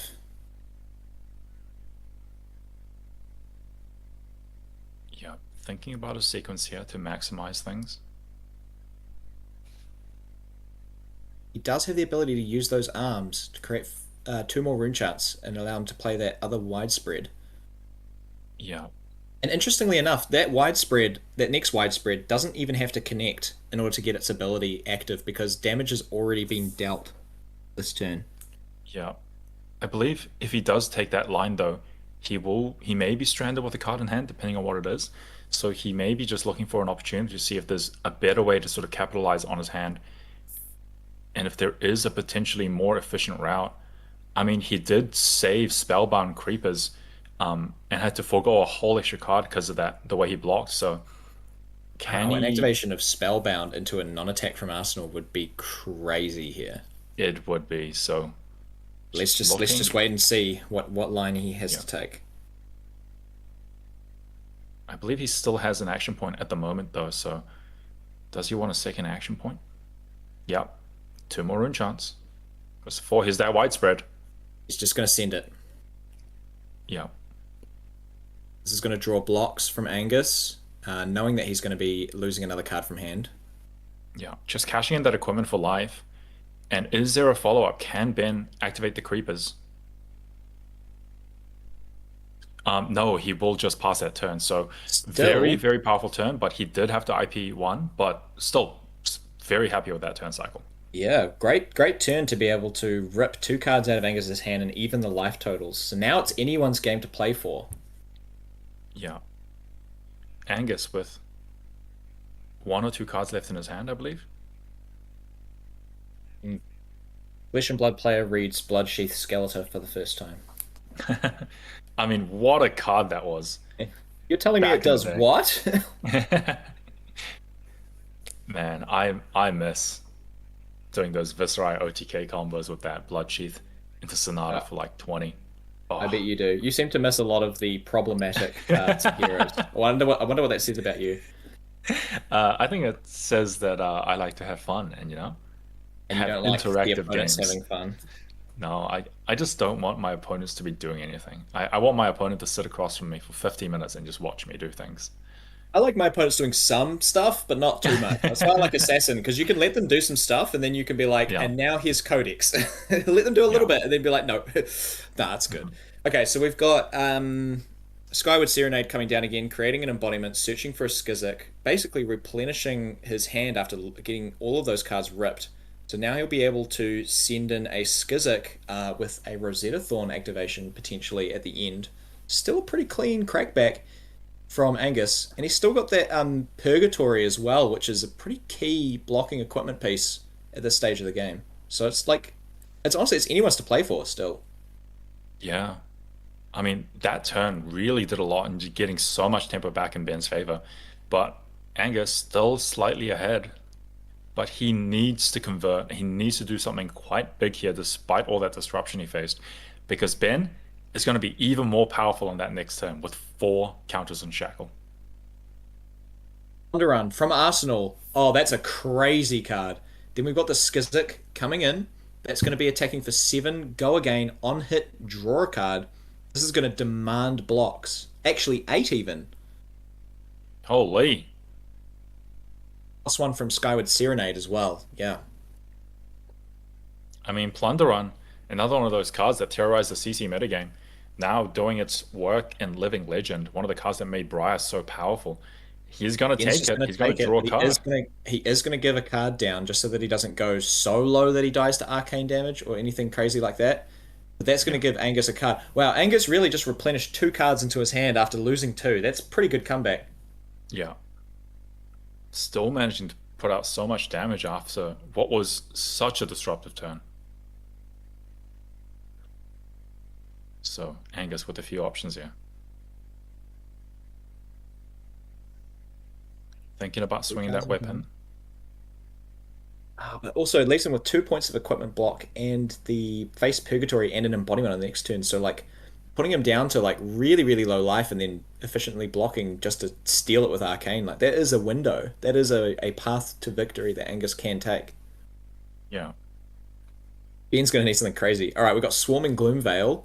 This is gonna come in for 4 go again.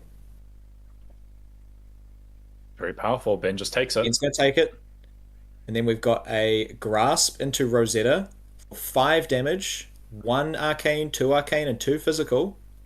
Importantly, it is not lethal, so it may not even get a card out of Ben's hand. So Angus did deliver a powerful turn. He's gonna go to 1. He's Ooh, gonna. no, Oh, he's he gonna. won't. He's gonna block with a card. Okay. Yeah. I mean, if you go to 1, you then potentially leave yourself open to dying to shock or something like that. Yeah. So he's gonna go to 3, but he needs to either kill Angus on this turn or strip his entire hand. Yeah, and he needs to be very careful here and play around that face purgatory that Angus has managed to hold on to. Oh, it's And a what's tall going to come ask. down to this? All right. Miss? Let's see. He's got a bounding. Miss? He's got one. Miss. He's got 1 hit. So he just needs, No he needs a room. non-attack action to be able to play these cards. Can give them go again. Yeah. I don't know if it's going to be enough though. Yeah, Angus unfortunately. comfortably at 16. Yeah, these cards are not rune gates, so he will need to pitch for them. And they cannot come up free on this, and the numbers just simply aren't as big as those powerful rune gate abilities. Not the ideal outcome for this. He did hit something, but not going to be particularly happy. So he's going to Deadwood Dirge here, eat a Soul Shackle for 3 rune chants. Then he's going to activate Chain to give his Bounding Demagon go again. So we're going to be coming in for 4 go again, 3 rune chants, making another rune chant off Malefic. So we do have another 4 and 1 coming in after this. Angus, happy to just eat it all. Yeah. Or happy to eat the rune chants at least. Yeah, Thinking about and- that block. And most importantly, Ben just simply cannot represent lethal here. So Angus may not even need to give cards, but he may be contemplating blocks because his hand is also awkward. Or he may even be considering face purgatory here. Oh, Angus also knows that he can just ship out some cards, force Ben to block, and then maybe let him die to Blood Debt. But let's just see. He looks like he's going for the face purgatory play here to rip that last card out of Ben's hand, potentially draw into a better card himself. Yeah. Yeah. Neutralize that weapon. Make Ben take 1 more to Blood Debt. Here comes I mean, face purgatory. Very That's no spooky. trigger. Getting another embodiment from Anthem of Spring due to the Unity effect. That's crazy. So Ben is going to respond to the discard by paying for Spellbound Creepers, leaving him. That allows him to. Okay. He might not be able to play something with it, but what it does do is it gives him those resources in pitch. Yeah. And Angus draws Will a allow him card. to swing that Rosetta Thorn. He's going to send out the Bounding Demagon. And he's got a non-attack. He's got a non-attack. He's got Revel. Which is Oh gonna my regain God. His action point, make 4 rune chants, and allow him to swing the Rosetta. That's a Oh crazy my amount of God. damage. It might not be enough, but that is a huge swing. Holy, 4 rune chants, 2 arcane from the Rosetta, and then the 2 physical being blocked by the 2 pieces of equipment. It's going to put Yeah, Angus. they're just making sure that they calculate their life accurately. They moved quite quickly there. I did not expect that turn to go the way it just did. Spellbound Creepers regaining the action point there, using its ability to play Revel and Runeblood as an instant. Yeah. This is going to really bring down the life totals, and then it's basically going to be sudden death. Who's going to be able to deal damage first? Yeah. This shouldn't be too difficult to resolve. It was just additional damage that needed to be dealt. But very heads-up play, activating those Spellbound Creepers, really playing around those that face Purgatory, and still maximizing all that value out of his cards. And just neutralizing that discard effect. Deadwood Dirge was activated, so there has been an attack and a non-attack.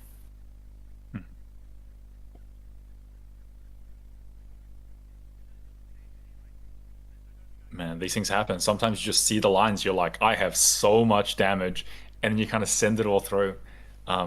Very easy to miss sort of these 1 points of damage here and there. Ben really turning like nothing into something here. Like Yeah. he was looking super cooked, and then he was just like, you know what? Here's three at 7, 11, 15, 19 damage. Yeah, on a turn where he didn't even hit his rune gate cards, in a turn that looked like it might have been quite bad for him. So very impressive, showing the power of Chain again. That no matter how bad it looks, just the ability to spit out all this damage. It was such a heads up play to respond to the face purgatory with Spellbound Creepers. I'm really impressed by the play of Ben on Chain today. I think he's really showed really good knowledge of the deck and the lines you can take. Yeah. Cool, so now they're just sorting it out. So Angus going down to 2. He will get. He is now within lethal range of Rosetta Thorn. Yeah. Can he kill I mean, Ben? Or at least strip his whole Man. hand and make him die to blood debt? It's a tall order with 3 cards. Can he do it? He needs to make something happen here. I mean, there is no AB on Ben's side. If he can make a rune chant and swing Rosetta, that's game. But he just doesn't quite have the cards for it, it seems. Well, let's see what he's got. He's got 3 cards to work with.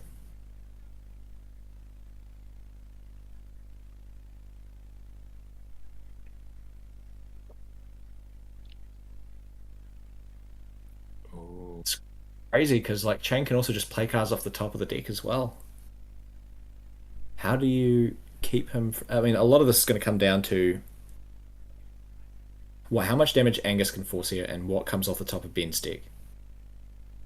Yeah, I believe Angus does have a blue and a swarming though, so he can make a rune chant, swing swarming with 1 rune chant, and 3 go again.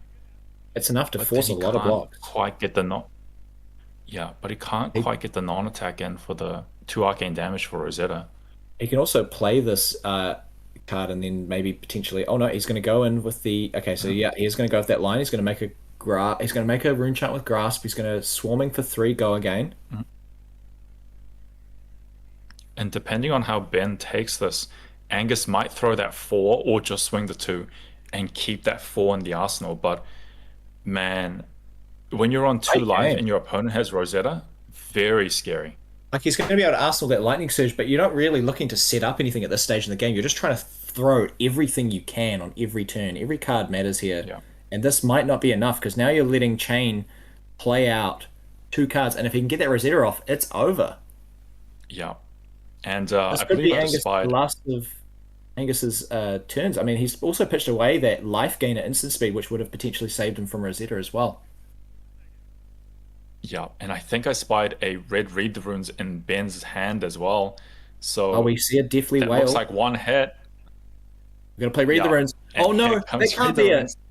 Can't be it. Yeah. Oh, he's shackled it. Okay, he shackled it. Right, so it gets Yeah, go yeah, again. yeah. Okay. Okay. Oh. Yeah. They're just shortcutting there. When I saw him slam it down, I was like, oh my god. Now this looks like it's going to be it for Angus because now we're coming in for 3 and 6. Currently no go again on the Deathly Whale, but that's enough to strip a whole bunch of cards. Yeah. And that's just gonna spell doom here. Unless Angus has 2 shocks in his hand. No, that's Unless it. He's Angus over. has 2 shocks. It's No, done. he does not. Oh, he Doesn't had win, 1 block shock. it out. He had 1 shock. 1 shock Wow. or an Everbloom to live. Yeah. What a tight game. What a game. I mean, man, like I thought Angus had that game. Ben just whipping out a win out of nowhere. I gotta build this chain deck. Looks insane. Those devs won't know what hit him. Goodness gracious. And this is probably the winner then, I imagine, as well. Yeah. Wow. But I believe Great play Angus from still might both have a players shot there as well. in the top 8, Yeah. but yeah. Probably. Great play from both of them. Yeah. Oh, there we go. Now they can hear us. What's up, I think. guys? Wow. All right. Hello. What a game. Welcome. What a game. What That a was very game! cool. What a game! That was extremely explosive, man. Angus, I thought you had this. I was like, So man, close, Ben's, man. Ben's getting rolled here. He's not quite hitting everything he needs, but then that widespread annihilation turn, the widespread annihilation, Yeah. like fully clawing back all that tempo. And then you're like, two what cards. the heck? Damage is I was kind of okay with the 2 cards going. It was like, because there were cards I was like, I'm probably just blocking with Just these. got them back. Yeah. Yeah. The problem. You lost 2 cards, and then you gained 2 cards. It was just like, oh, okay.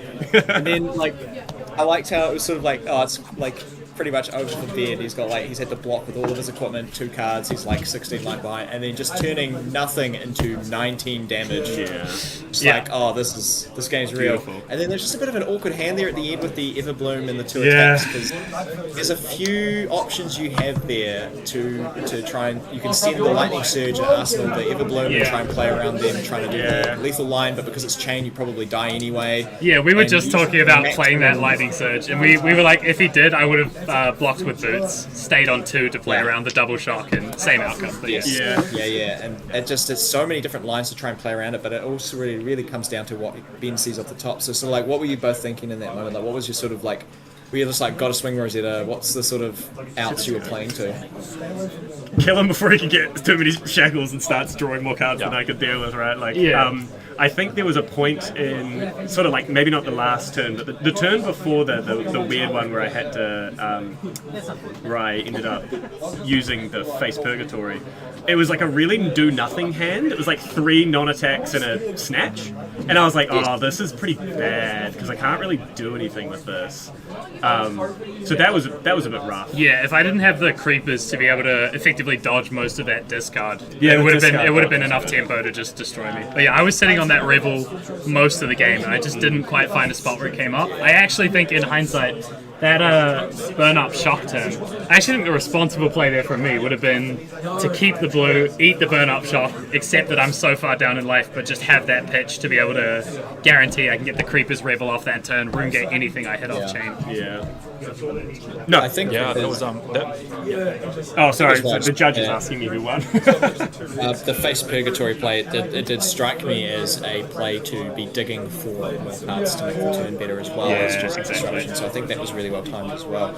I mean, how are you happy with your? How are you feeling about your performances today and the sort of how your games have gone and where you've ended up? I mean, pretty great. I mean, we ended up in the battle for first and second, and so that's a good place to be. You know, the stakes for this game are not very high. It's basically who chooses the start if we match in the finals. So it's just like good to be on stream and just have fun. You know, with not too many stakes on the line. For some reason, all I can do is get the second seed so- back. It's just back-to-back second seed. It's very funny. Yeah. But no, I've had a blast. I mean, chain's gone very well. Been thrilled. We've made a few errors here and there, but that's pretty much unavoidable. But yeah, I mean, it's been a really good event. Good fun so far. I had a very, very cool 40 damage turn. Yeah, where I drew, this turn like, was nuts. I drew like 4. I was against an Ira, and I had Channel Mount Heroic. I played out Force of Nature, and I had like Skizzik into Skizzik into another go again, into East Strike, into East Strike. It was just 40 damage. It was insane. Yeah, and I matched it to Hamish on Icelander, and it was a really tough game. It started out really rough. He got Insidious on turn 0, and he just disrupted, and I was just stacking up the Blood Debt doing nothing, but we managed to have a few explosive turns and get that one. That was one of the matchups I was scared of, so yeah, thrilled. amazing. Very amazing. fun. All right, so top 8, clear shot for that finals. Yeah. So what are the matchups you guys want to see in that top 8? What will give you an easy path there, and what might give you I want to avoid those really tricky disruptive decks like the CYV New and the Icelander, because it's just so tricky to, like, sequencing chain is hard enough, and having to deal with the constant interaction and disruption for your opponent, it's just like, it feels like it can crumble so easily. So definitely I would rather just play straight trading damage and just Aggro games snowball. are pretty good. I feel pretty good, like, usually into aggro games as Briar. I just get, like, the block 4s and can potentially do stuff on off turns, but yeah, my off turns were always just all, like, attacks that don't go again against you this game, so I could, like, hold, like, actually do anything. It's like, oh, I just realised it's the golf ball thing from yesterday. that's Liam's golf foil packaging. Yeah, I think an Iceland is not too bad for me. I think it's pretty It's reasonable. okay. Like I can usually push through and sneak through enough damage. I got a lot of blues to kind of get around the taxing effects, and there's some shenanigans. Yeah, definitely. It's good. Alrighty. Cool. Well, very nicely played, guys. Congratulations on that top 8, and looking forward to seeing more of your gameplay and hopefully taking up that win, one of you. Yeah, cheers. All right. Let's go. Best luck, guys. See you guys. Cheers, guys. Have a good one. Good game, man. That's Yeah, sick. cheers, bro. Love to Man, hear all the these like good high-powered games that people are having. It's like People always high-powered have good aggro games. games. Yeah. All right. Well, we are now just gonna chill, wait out for that top 8 announcement, and then we'll be playing the last 3 rounds to see who will be crowned store champion, fighting for their chance in the LSS studios to become the champion of champions. So The champion of stick around. stores. Yeah, champion of stores. So stick around. We'll be back in roughly about 20 minutes with the top 8 and more Living Legend games to come. So see you in a bit.